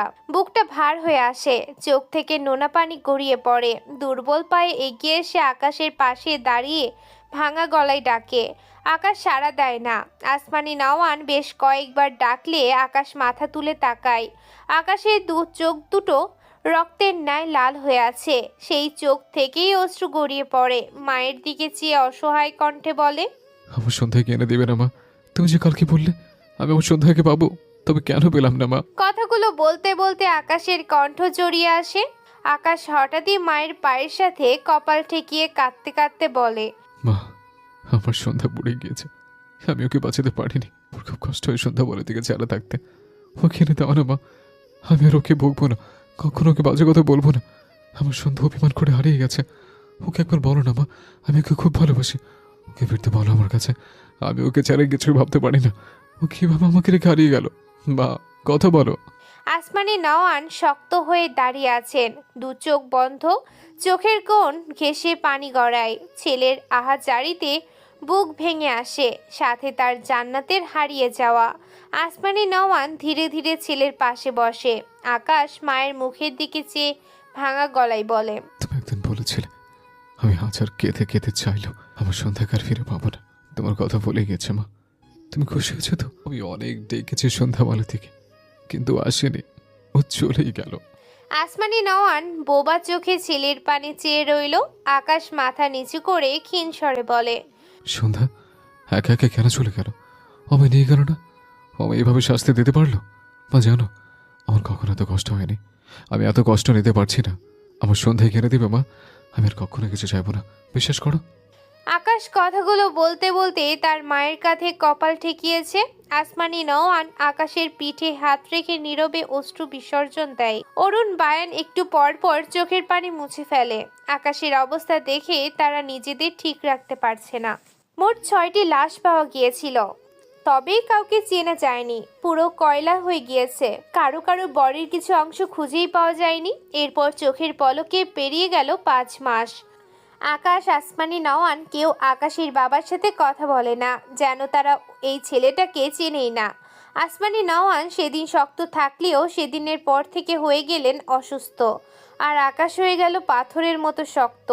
মাকে নিয়ে 2 দিন পর পর হসপিটালে দৌড়ায়। অনুভূতিহীনদের মতো বেঁচে আছে দুটো মানুষ। রিয়াজ ঝাপসা চোখ জোড়া 2 হাত দিয়ে মুছলেন। আকাশের দুপাশের কাঁধ একটু আটটু ভেজা। রিয়াজ কিছু বলার মতো খুঁজে পেল না, শুধু আকাশের দিকে চেয়েই রইল। নিয়াজ রিয়াজের পাশের চেয়ারে বসতে বসতে বলে, ভাইয়া এখানে কি করছো? রিয়াজ আকাশকে দেখিয়ে বলে, আকাশের জীবন কাহিনী শুনলাম। নিয়াজ আকাশের দিকে তাকালো। সন্ধ্যার সৌম্যর চিকিৎসা সে করেছিল, নামটাও জানতো। সিলেট তার বোনের বাসা, সেখানে তার দাদু যাত্রাপথে সৌম্যদের দেখা পেয়েছিল। তারা তার বোনের বাসার ওখানেই থাকতো। তাদের দাদু এসে তাদের কাছে গল্প করেছিল। তারপর একদিন শুনলো সন্ধ্যার সৌম্য যে বাড়িতে থাকতো সেই বাড়ি পুড়ে গিয়েছে, সাথে তারাও আর নেই। রিয়াজ হয়তো দাদুর মুখে গল্পটা শোনেনি, তাই সন্ধ্যা সৌম্যকে চেনেনি। এরপর সে হসপিটালে আকাশের মাকে অ্যাডমিট করানোর পর জানতে পেরেছে সন্ধ্যা আকাশের বউ ছিল। মেয়েটির জন্য তার খারাপ লাগে এখনো। সেদিন রাতে তাকে বাঁচাতে পারলেও এর কিছুদিন পরে মেয়েটি পরপারে চলে গেল, সাথে তার ভাই। নিয়াজ দীর্ঘশ্বাস ফেলল। আকাশ চেয়ার থেকে উঠে দাঁড়ালে মাথাটা কেমন ঘুরে ওঠে। নিয়াজ খেয়াল করে বলে, আকাশ ভাঙা গলায় বলে, আমার মজা দেখতে এসছো তাই না? আমি কষ্ট পাচ্ছি, তুমি তো খুব খুশি হচ্ছ। নিয়াজের খারাপ লাগলো। ছেলেটাকে এত খাপছাড়া সে আগে কখনো দেখেনি। সব সময় একটা মুড নিয়ে থাকতো, অথচ এখন কি? মৃদুস্বরে বলে, আমি তোমাকে শত্রু ভাবি না, তুমি হয়তো ভাবো। আকাশ উত্তর দেয়, আমিও ভাবি না। নিয়াজ বলে, ক্লাসে সব সময় তুমি টপার হতে বলে শুধু একটু হিংসা করতাম। আকাশ ক্যান্টিন থেকে যেতে যেতে মৃদুস্বরে বলে, জানি। রিয়াজ আকাশের রেখে যাওয়া খাবারের প্লেটটির দিকে চেয়ে রইল। আকাশকে ডাকতে গিয়েও ডাকলো না। তার মনটা ভার হয়ে আছে আকাশের কথা শুনে। রিয়া ডায়েরিটা পাশে রেখে 2 হাতে মুখ ঢেকে রেখেছে। বেচারি সৌম্যর জীবন কাহিনী পড়েই শোকাহত। চোখের 12টা বাজিয়ে ফেলেছে। নামগুলো তার কাছে পরিচিত ঠেকে। এত কৌতূহল দমিয়ে রাখতে না পেরে আবারও ডায়েরির পাতা খুলে পড়তে বসলো। রাত তখন 1:30 প্রায়। সৌম্যর চোখে ঘুম নেই। সে ভাবলো বাইরে গিয়ে একটু হাঁটবে। কিছু ভালো লাগছে না। বাইরে বেরোতে নিলে সন্ধ্যা বিছানা থেকে নেমে সৌম্যর হাত ধরে। সৌম্য বিচলিত কণ্ঠে বলে, কি হয়েছে বনু, খারাপ লাগছে? সন্ধ্যা দুদিকে মাথা নাড়িয়ে বোঝায় না। ইশারায় বলে সেও সৌম্যর সাথে বাইরে যেতে চায়। সৌম্য মৃদু হেসে বোনের হাত ধরে বাইরে বেরিয়ে যায়। জ্যোৎস্নার আলো নেই আজ। তবে মৃদু বাতাস বইছে। সৌম্য সন্ধ্যার হাত ধরে হাঁটতে হাঁটতে অনেকটা দূর এগিয়ে যায়। ভালোই লাগছে। সৌম্য ভাইয়ের কাঁধে মাথা ঠেকিয়ে হাঁটছে। অনেক দূর হাঁটার পর হঠাৎ কানে আসে শোরগোলের আওয়াজ। সৌম্য সন্ধ্যা দুজনে ব্রু কুঁচকে তাকায়, তবে তেমন পাত্তা দিল না। এসব গ্রামে অনেক যাত্রাপালা হয়, সেসব হতে পারে। এদিকে শীতের রাত হওয়ায় ঘরে আগুন লাগলেও সাধনদের উষ্ণতা পেয়ে যেন ঘুম আরও গাঢ় হয়ে যায়। সকলেই কম বেশি ক্লান্ত থাকায় এমনিতেই ঘুমে বিভোর। কিন্তু এত এত শোরগোলের আওয়াজে প্রথমে সাধনের ঘুম ভাঙল। ঘুমের ঘোরে আশেপাশে তাকালে সে ভয় পেয়ে যায়। চারপাশে দাউ দাউ করে আগুন জ্বলছে। সাধন তার বোনের দিকে তাকায়। সোহাগ কি আরামে ঘুমোচ্ছে। হঠাৎ পাশে আগুনের ফুলকি পড়লে সাধন চেঁচিয়ে ওঠে। সোহা ঘুমিয়ে। সাধন কাপা কণ্ঠে ডাকলো, সোহা বোন ওঠ, আগুন লেগেছে। সোহা ধরফর করে উঠে বসে। ঘুমু ঘুমু চোখে চারিপাশে তাকালে ঘুম উড়ে যায়। তার পাশে ঠাস করে আগুনের ফুলকি এসে কাপড়ের উপর এসে পড়ে। সোহা চেঁচিয়ে উঠে সাধনকে জড়িয়ে ধরে, কেঁদে দিয়ে বলে, ভাইয়া আমাকে বাঁচাও। সাধন ডান হাতে সোহার কাপড়ের উপর থাপ্পড় দিয়ে আগুন নিভিয়ে দিয়ে বোনকে আগলে নেয়। সোহা গুটি গুটি মেরে ভাইকে ধরে কাঁদতে থাকে। সাধন কোনো দিকে বেরানোর পথ পায় না। পাশের ঘরগুলো থেকে চিৎকারের আওয়াজ আসছে। সাধন সোহা দৌড়ে অন্য রুমে যেতে চায়, কিন্তু আগুনের তেজে যেতে পারছে না। সময়ের পাল্লা বাড়তে থাকে।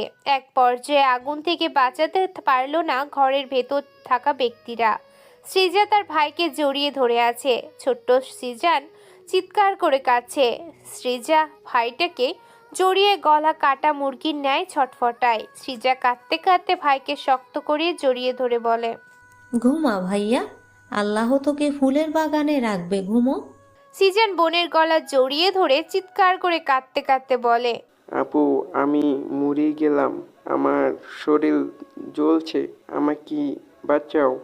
সৃজা শুধু কেঁদেই গেল আর বিড়বিড় করল, ভাইয়া ঘুমো, আল্লাহ তোকে জান্নাতের বাগানে দিবে। পাশের রুম সৃজার বাবা মা জ্বলছে আর আহাজারি করছে।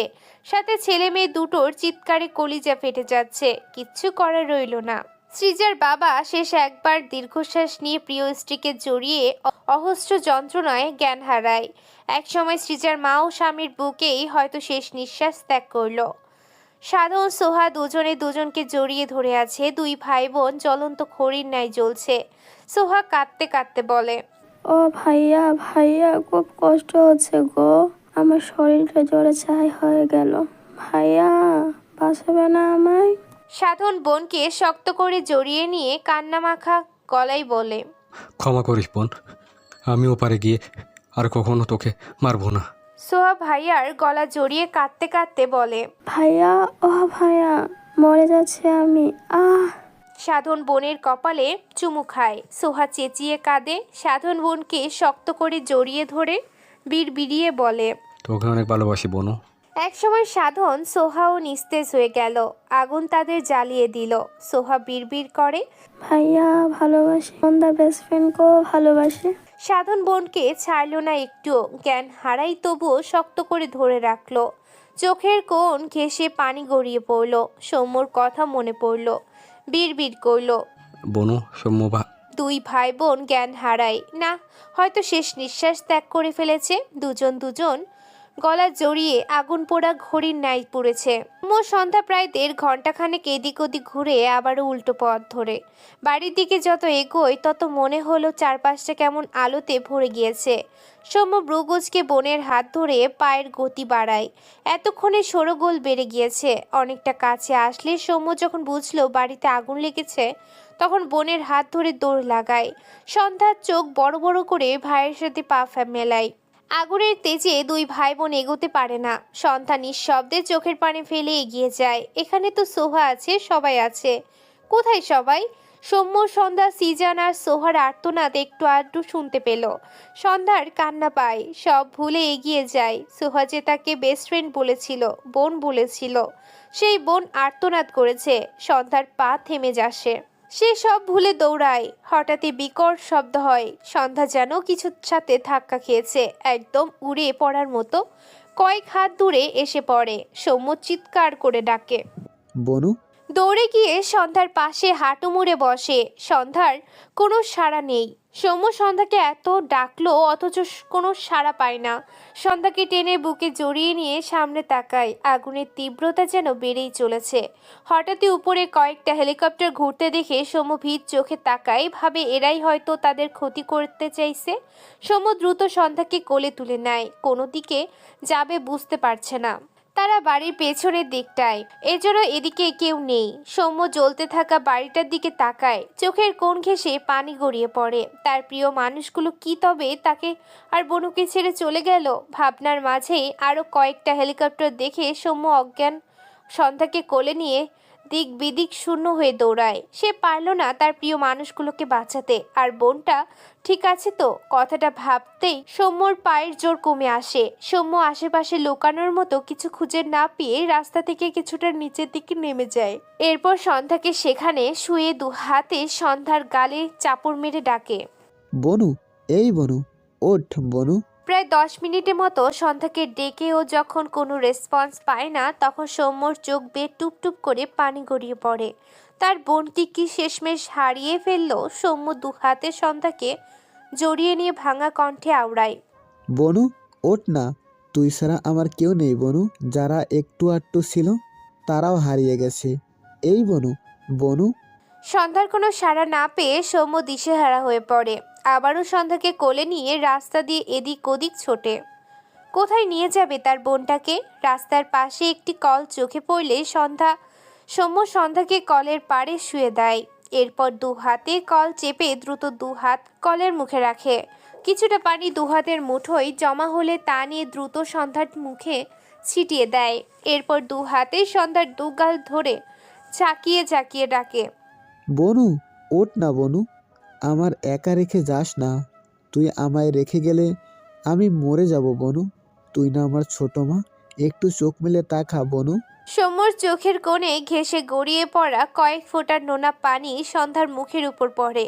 সৌম্য আবারও উঠে এসে কল থেকে পানি নিয়ে সন্ধ্যার মুখে ছিটায়।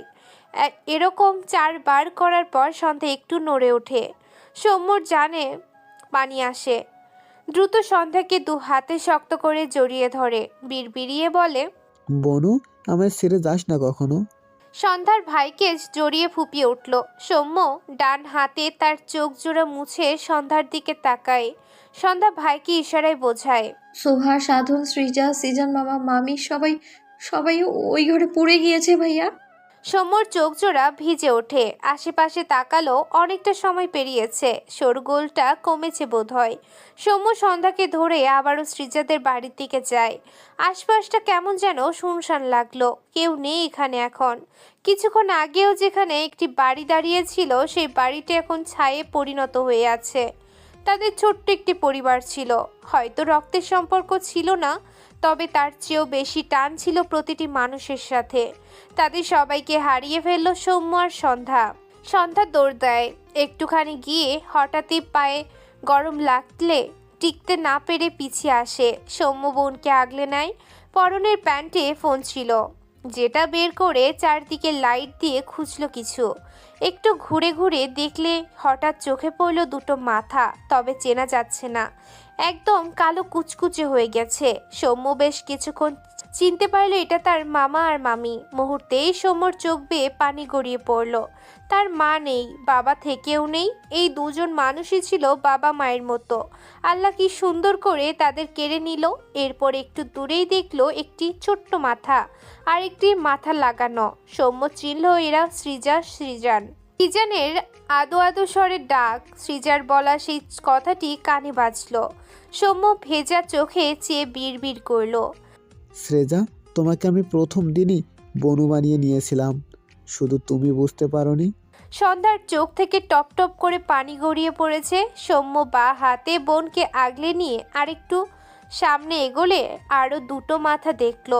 এদের চিনতে একটু অসুবিধা হলো না। সাধন, দুদিনের পরিচয় হওয়া এক ভাই তার। সৌম্য এই পর্যায়ে বোনকে জড়িয়ে বাচ্চাদের মতো কেঁদে উঠল।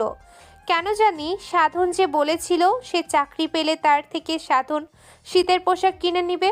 তাকে বারবার আপন ভাইয়ের কথা মনে করিয়ে দিত, কিন্তু সে যে ফাঁকি দিয়ে চলে গেল। সন্ধ্যা কাঁদতে কাঁদতে হেঁচকি তুলে ফেলেছে। সোহার সাথে কাটানো মুহূর্তগুলো কি করে ভুলবে সে? তার জ্বর আসলে সোহা তার মাথায় কত স্নেহের হাত বুলিয়ে দিত, আর কখনো দিবে না। দৌড়ে এসে আর জড়িয়ে ধরবে না তাকে, আর হাসবে না তার দিকে চেয়ে, তাকে আর হাসাবে না। সোহা নামক চঞ্চল মেয়েটি সে হারিয়ে গিয়েছে। হঠাৎ মানুষের একটু আঁচ পেয়ে সৌম্য নিজেকে সামলে নেয়। সন্ধ্যাকে ধরে দ্রুত জায়গাটি প্রস্থান করার জন্য পা বাড়ায়। সৌম্য জানে না এসব কারা করেছে, তবে কেউ না তো কেউ তাদের মারতেই করেছে। সন্ধ্যা যেতে চায় না। সে সোহা, সৃজা, সিজান, মামা, মামি ওদের রেখে কি করে যাবে? সৌম্য সন্ধ্যাকে জোর করেই টেনে নিয়ে যেতে থাকে। ধীরে ধীরে দিনের আলো ফুটতে শুরু করে। সৌম্য সন্ধ্যাকে নিয়ে রাস্তার ধারে বসে থাকে। কোথায় যাবে, কি করবে কিচ্ছু জানে না। পকেটে কয়টা টাকা আছে আর তার ফোনটা, আর তাদের গায়ে একটি করে জামা, পায়ের জুতোও নেই। রাত বলে খালি পায়ে হাঁটতে বেরিয়েছিল। সৌম্য সন্ধ্যাকে আগলে নিয়ে বসে ভাবছে কি করবে। হঠাৎ রিয়াদের বাসার কথা মনে পড়ে। আর তো যাওয়ার কোনো জায়গা নেই। বেলা বাড়লেই সৌম্য বাসের টিকিট কাটে দুটো। টিকিট কেটে পকেটে থাকলো 2 টাকার একটি কয়েন। সৌম্য দীর্ঘশ্বাস ফেলে। এরপর বাস আসলে খালি পায়ে 2 ভাই বোন সেই বাসে উঠে বসে। অনেকে বাঁকা চোখে তাকিয়েছে। অন্য সময় হলে হয়তো একটু অন্যরকম লাগতো, কিন্তু আজ সৌম্য সন্ধ্যার কোনো অনুভূতি হলো না। তারা প্রিয় মানুষগুলোকে হারিয়ে পাথর হয়ে গিয়েছে যেন। এরপর সন্ধ্যা সৌম্য রিয়াদের বাড়ি এসে কিছুদিন এখানে থাকতে চায়। সৌম্য সন্ধ্যার অবস্থা দেখে তারা অবাক হয়েছিল। সৌম্যদের নিজেদেরই নতুন করে পরিচয় দিতে হয়নি, কারণ তারা আগে থেকেই রিয়াদের কাছে সাধন সোহা হিসেবে পরিচিত। এরপর 2 ভাই বোন এখানেই থাকতে শুরু করলো। জমির দলিলগুলো পুড়ে গিয়েছে। সৌম্যর আর তার মামার ঋণ শোধ করা লাগেনি, তবে তার বাবার মতো মামাকে হারিয়ে ফেলেছে, বাঁচাতে পারেনি। দেখতে দেখতে পেরিয়ে গেল 5 মাস। এখানে সৌম্য টিউশন পায়নি বলে আবারও মিস্ত্রির কাজ করে। যখন যে কাজ পায় সেটাই করে, দিনমজুর যাকে বলে। দিন শেষে তার বনুর মুখে 2টো খাবার তুলে দেয়। এটা তো তাদের জীবন। এভাবেই চলছে। রিয়া হাতের ডায়েরি ছুঁড়ে ফেলে দিয়ে হাউ মাউ করে কেঁদে ওঠে। সন্ধ্যা রিয়াকে রাতের খাবার খেতে ডাকতে এসেছিল। রিয়াকে এভাবে কাঁদতে দেখে দৌড়ে এসে রিয়াকে ঝাঁকিয়ে ইশারায় বলে, কি হয়েছে? রিয়ার কান্নায় একে একে তার মা, নানি সাথে সৌম্য এসে হাজির হয় এই ঘরের। রিয়ার মা এগিয়ে এসে বলে, রিয়া কাঁদতে কাঁদতে ফিক উঠিয়ে ফেলেছে। সময় নিয়ে নিজেকে সামলে বলে। রিয়ার কথা শুনে রিয়ার মা আর তার নানি স্তব্ধ চোখে তাকায়। সন্ধ্যার চোখ থেকে আবারও টুপ টুপ করে পানি গড়িয়ে পড়ে। একবার সৌম্যর দিকে তাকালো। সৌম্য ঝাপসা চোখে সন্ধ্যার দিকে চেয়ে আছে। সন্ধ্যা দৌড়ে এসে ভাইকে জড়িয়ে ধরে ফুপিয়ে উঠল। সে সোহাকে কখনো ভুলবে না। তার কখনো কোনো বান্ধবী ছিল না। ওই একটাই বান্ধবী ছিল তার, যে খুব ভালো ছিল, তাকে খুব ভালোবাসতো। সে কি করে ভুলবে তার বোনটার কথা? সৌম্য সন্ধ্যাকে বা হাতে জড়িয়ে নিয়ে ডান হাতে ঝাপসা চোখ জোড়া ডোলে কয়েকবার। সাধনের সেই নাটকীয় ভঙ্গিতে বলা প্রিয় ভাইসাব কানে বাজলো। কতবার তাকে জড়িয়ে ধরেছিল, আপন ভাই বলে মুখে ফেনা তুলে ফেলেছিল। কথাগুলো ভেবে আবারও চোখ জোড়া ঝাপসা হয়। মনে মনে বিড়বিড় করে, পরিচয়টা 2 দিনের, স্মৃতি খুবই সামান্য, অথচ এর ভার এতটাই বেশি যা বইতে আমার 2 ভাই বোনের নিঃশ্বাস নিতে কষ্ট হয়, দম আটকে আসে। চোখের পলকে পেরিয়েছে আরো 2 সপ্তাহ। সেদিন ডায়েরি পড়ার পর থেকে রিয়ার মতো চঞ্চল মেয়েটিও ভীষণ শান্ত হয়ে গিয়েছে। সন্ধ্যাও মলিন মুখে থাকে। সৌম্যর মাঝে মাঝে একটি দীর্ঘশ্বাস বেরিয়ে আসে, যেখানে মিশে আছে স্বল্প সময়ের কিছু পরিচিত রক্তের চেয়েও আপন মানুষদের হারিয়ে ফেলার আক্ষেপ। সৌম্য ধুলোমাখা গায়ে 2টো ইট পেতে বসে একটু জিরিয়ে নিচ্ছে। পরনে পুরনো একটি জিন্স প্যান্ট, যা হাঁটুর নিচ বরাবর গুটিয়ে রেখেছে। গায়ে একটি স্যান্ডো গেঞ্জি, একটি চেক শার্ট খুলে ইটের উপর রেখেছে। হাতে পায়ে ইটের গুঁড়ো দিয়ে ভরা। বাড়ি করছে। সৌম্য অনেক খোঁজাখুঁজির পর এই কাজটি পেয়েছে। আপাতত 7 দিনের চুক্তিতে এক মিস্ত্রি হিসেবে কাজটি নিয়েছে। একজন লোকের ডাকে সৌম্য ক্লান্ত শরীরটা টেনে নিয়ে গেল মেশিনের দিকে। এরপর একটি পাত্র মাথায় নিয়ে এগিয়ে গেল। সিমেন্ট, বালু, খোয়ার মিশ্রণ মেশিন থেকে ঢেলে একে একে সব পাত্রে ঢেলে নিলে সবাই যার পাত্র মাথায় নিয়ে যথাস্থানে রাখতে যায়। সৌম্য দীর্ঘশ্বাস ফেলে পাত্রটি মাথায় নিয়ে লোকগুলোর পিছু এগোয়। কাজ শেষ হতে হতে প্রায় বিকেল হয়ে এসেছে। সৌম্য পাইপের কাছে গিয়ে হাত মুখ ধুয়ে নিল। এরপর ইটের উপর রাখা তার চেক শার্টটি নিয়ে জড়িয়ে নেয়। শার্টের বেশ কয়েক জায়গায় ফুটো হয়ে গিয়েছে, যদিও বাইরে থেকে বোঝা যায় না, তবে খেয়াল করে দেখলে বোঝা যায়। সৌম্যর সামনে না এগিয়ে চুপ করে দাঁড়িয়ে কিছু ভাবছে। গত 5টা মাস এত পরিমাণ কষ্ট করেছে, সৌম্যর মনে হয় হয়তো একজন ভিক্ষুকও তাদের চেয়ে ভালো থাকতে পারে। তার 2টো প্যান্ট আর 2টো শার্ট প্যান্ট দুটোর কত জায়গায় ফুটো আর তার হিসাব নেই। শার্ট কোসকাতে গায়ে ছোট হয়, কিন্তু সৌম্যর নিজের জন্য খারাপ লাগে না। খারাপ লাগে তার বনুর জন্য। তার মতোই তার বনুর দুটো জামা দুটোর ছেঁড়া অংশগুলো সৌম্যর চোখে লাগে। তার পকেটে আছে 50 টাকা। এইখান থেকে টাকা পাবে 1 সপ্তাহ পর। একজন লোক সৌম্যর পাশে এসে দৌড়ালে সৌম্য দোনমোনা করে 500 টাকা ধার চায়। 1 সপ্তাহ পর দিয়ে দিবে। লোকটি দিতে চাইছিল না। সৌম্যর মুখ মলিন হয়। লোকটি কি যেন ভেবে সৌম্যকে 400 টাকা দেয় আর বলে সময় মতো দিয়ে দিতে। সৌম্য খুশি হয়। পকেটে 450 টাকা নিয়ে সৌম্য মার্কেটে ঘুরছে তার বনুর জন্য একটা জামা কিনবে বলে। এত অল্প টাকায় মন মতো জামা পায় না সে, তবুও অনেক খুঁজে একটি গোল জামা পায়। 400 টাকা দাম। মার্কেট থেকে বেরিয়ে ফুটপাতের উপর বসা একজন লোকের কাছে জামাটি পেয়েছে। সৌম্য জামাটি নিয়ে নেয়। শরীরটা ভীষণ দুর্বল লাগছে। সারাদিন কাজ করে গা ব্যথা করছে। সৌম্য ভাবলো 30 টাকা ভাড়া দিয়ে একটি ভ্যানে উঠে বাড়ি ফিরবে। কয়েক পা এগিয়ে রাস্তার পাশে একটি কসমেটিক্সের ভ্যান দেখে সৌম্য আর এগোয় না। ভ্যানে বিদ্যমান নূপুরগুলোতে প্রথম সৌম্যর চোখ পড়ল। নূপুরের প্রতি সন্ধ্যার দুর্বলতা সে জানে। অনেক আগে একজোড়া নূপুর বানিয়ে দিয়েছিল সন্ধ্যাকে। একটি নূপুর হারিয়ে ফেলেছে, আরেকটি এখনো যত্ন করে রেখেছে। সৌম্য এগিয়ে গিয়ে নূপুরটির দাম জিজ্ঞাসা করলে বলে দাম 70 টাকা। সৌম্যর মন খারাপ হয়। তার কাছে আছেই 50 টাকা। দোকানদারের সাথে অনেকক্ষণ থেকে দামাদামি করে 50 টাকায় নূপুরটি কিনে বাড়ির পথে ধরে। শূন্য পকেটে হাতে বনুর জন্য একটি জামা আর একজোড়া নূপুর নিয়ে ক্লান্ত শরীরটা টেনে নিয়ে যায়। বনুকে হাসাবে ভাবতেই যেন শরীরের ক্লান্তি খানিক দূর হয়। প্রায় 30 মিনিট হেঁটে বাড়ি ফিরে সৌম্য। ধরণীতে সন্ধ্যা নামবে ভাব। উঠানে পা রাখলে দেখলো সন্ধ্যা দরজায় বসে ভাত খাচ্ছে। সৌম্য এগিয়ে গিয়ে জিজ্ঞাসা করলো, বনু তুই এত দেরি করে খাচ্ছিস কেন? ভাইয়ের কণ্ঠে সন্ধ্যা মাথা তুলে তাকায়। মাথা নাড়িয়ে বোঝায় এমনি। সৌম্য ভাতের প্লেটের দিকে তাকালো। কাঁচা মরিচ নিয়ে ভাত মাখানো, এক কোনায় একটুখানি লবণ। এই খাবার তাদের রোজকার খাবার। মাঝে মাঝে একটু আধটু ভালো মন্দ খাবার খেতে পায়।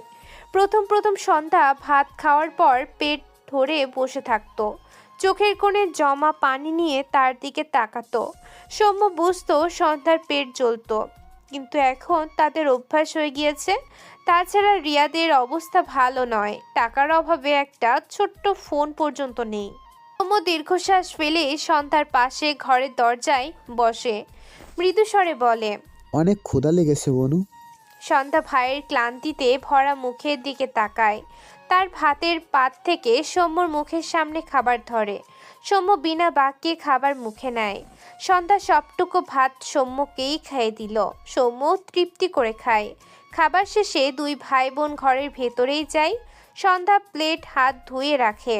সৌম্য বিছানার উপর বসে জামা আর নূপুর জোড়া বের করে তার বোনকে কাছে ডাকে। সন্ধ্যা সৌম্যর পাশে গিয়ে বসলে সৌম্যর প্রথমে নূপুর জোড়া সন্ধ্যার দিকে বাড়িয়ে দিলে সন্ধ্যা অবাক হয়ে তাকায় সৌম্যর দিকে। সৌম্য মৃদু হেসে বলে, টাকা নেই বনু, তাই রাস্তার পাশে নূপুর দিলাম।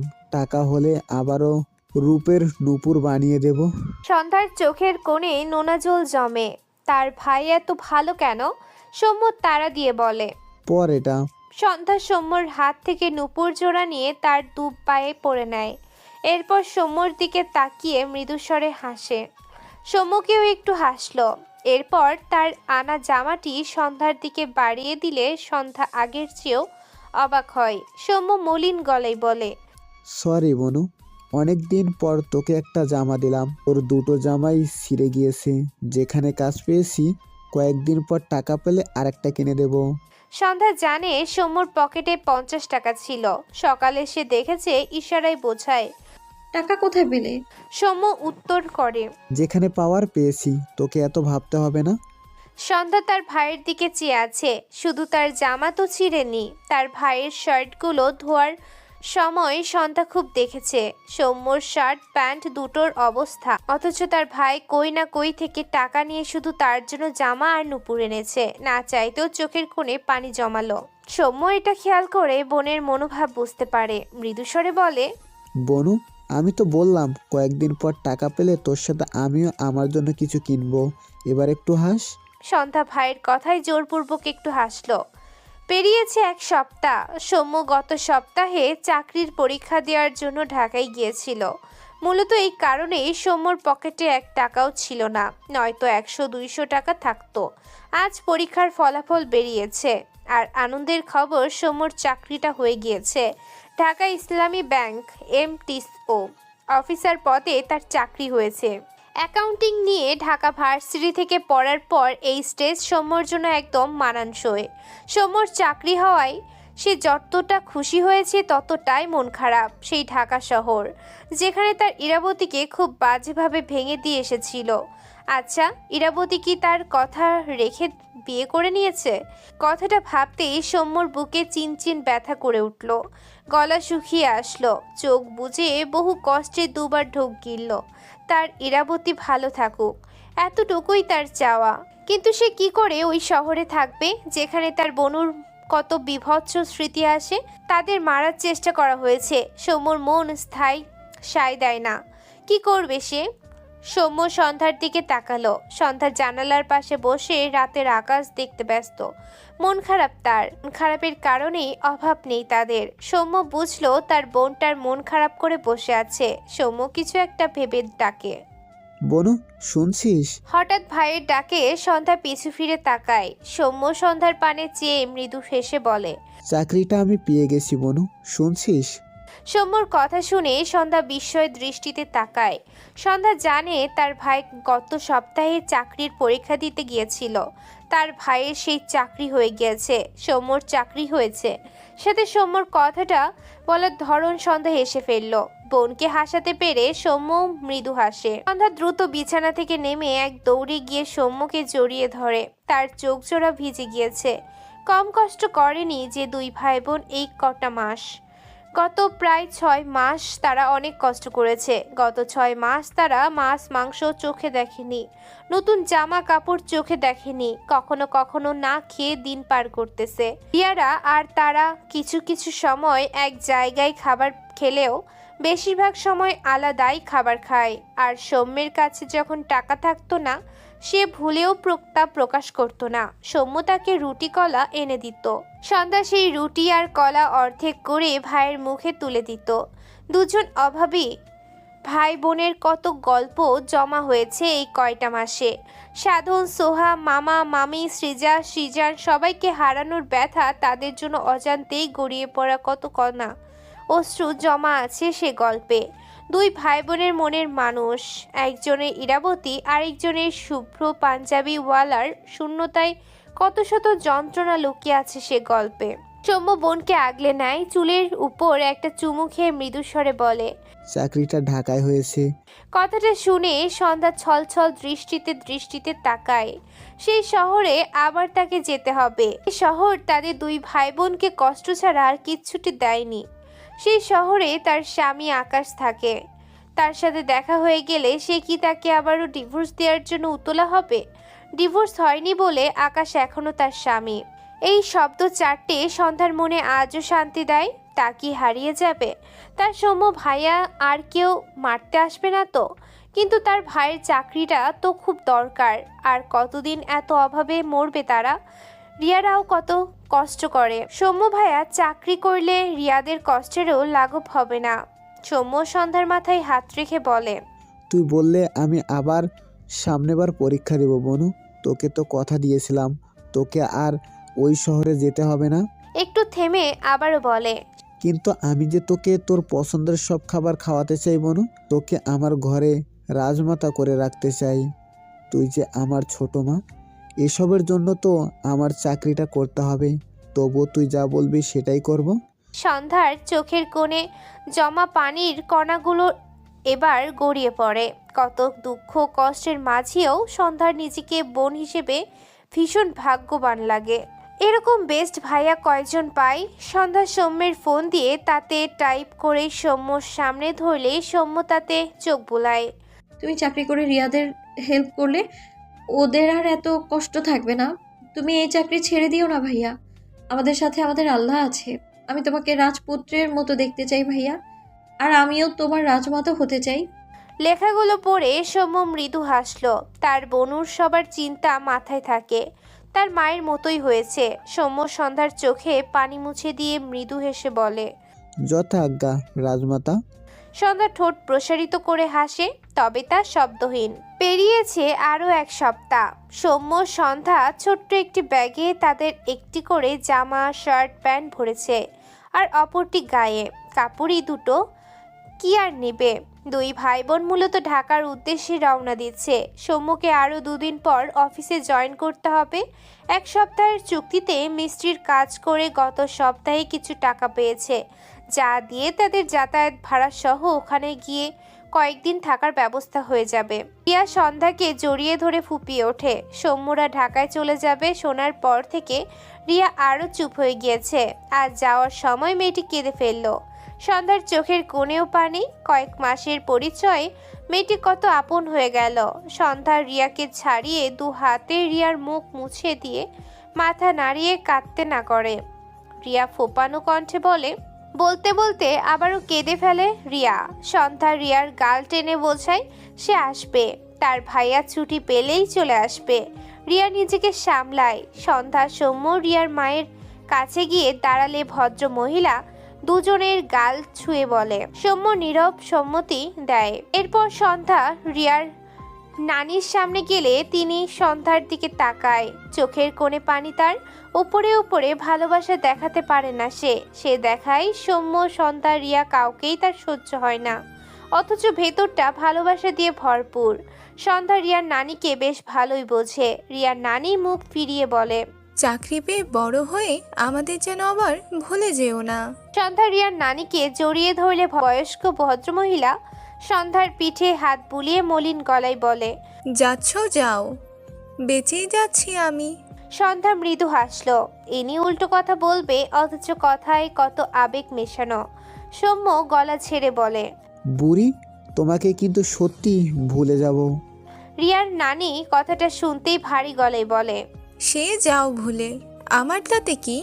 সন্ধ্যা রিয়ার নানিকে ছেড়ে চোখের কোণে লেগে থাকা পানি মুছে দেয়। রিয়ার নানি সৌম্যের মাথায় বুলিয়ে বলে, আমার নাতনিকে দেখে রাখবা, বুঝছো। সৌম্য হেসে বয়স্ক ভদ্র মহিলার 2 হাত ধরে মৃদুস্বরে বলে, তুমি তো আমার বোনকে হিংসা করেই কুল পাও না। রিয়ার নানি কিছু বলল না। সৌম্য বুঝলো মানুষটা কষ্ট পাচ্ছে। মৃদুস্বরে বলে, তোমাকে অনেক মনে পড়বে নানি। তারা উত্তর করলেন না। তার খুব খারাপ লাগছে। সৌম্যর গাল ছুঁয়ে তার সে হাত ঠোঁটের কাছে নিয়ে চুমু খেতে বলে, সময় পাইলেই আসবা, আর সাবধানে যাইও, বুঝছো। সৌম্য মৃদু হাসলো। এরপর তার আর সময় নষ্ট না করে সৌম্য সন্ধ্যা রওনা হয় তাদের যাত্রাপথে। দিনের আলো মিলিয়ে আন্ধার নামতে শুরু করেছে। সৌম্য সন্ধ্যাকে নিয়ে বাস থেকে নেমে দাঁড়িয়েছে। এখন কোথায় যাবে সেটাই ভাবছে। সেই সিম তো নেই, তাই সকলের নাম্বারও হারিয়ে গিয়েছে। নাম্বার থাকলে রিহানকে একটা কল করলে আজকে রাতটা ম্যানেজ করে নেওয়া যেত। সৌম্য একটি সিএনজি নিয়ে উঠে বসে, তার বনুকে পাশে নিয়ে। উদ্দেশ্য তার ম্যাচ যেখানে সে আর রিহান থাকতো। প্রায় 40 মিনিট পর ম্যাচের সামনে গিয়ে নামে সৌম্য। ভাড়া মিটিয়ে সন্ধ্যার হাত ধরে নামায়। পেছন থেকে পরিচিত কণ্ঠ ভেসে আসে, কে ওটা? সৌম্য? রিহানের কণ্ঠে। সৌম্য দ্রুত উল্টো ঘুরে দাঁড়ালে রিহান সৌম্যের চেহারা দেখে অবাক হয়। দ্রুত পায়ে এগিয়ে এসে সৌম্যকে জড়িয়ে ধরে। সৌম্য বা হাত রিহানের পিঠে রাখে। একটু পর রিহান সৌম্যকে ছেড়ে মলিন গলায় বলে, কোথায় হারিয়ে গিয়েছিলি? একটা খোঁজ দিলি না? কত ফোন দিয়েছি, অ্যাটলিস্ট তোর খোঁজটা আমাকে দিতে পারতি তো সৌম্য?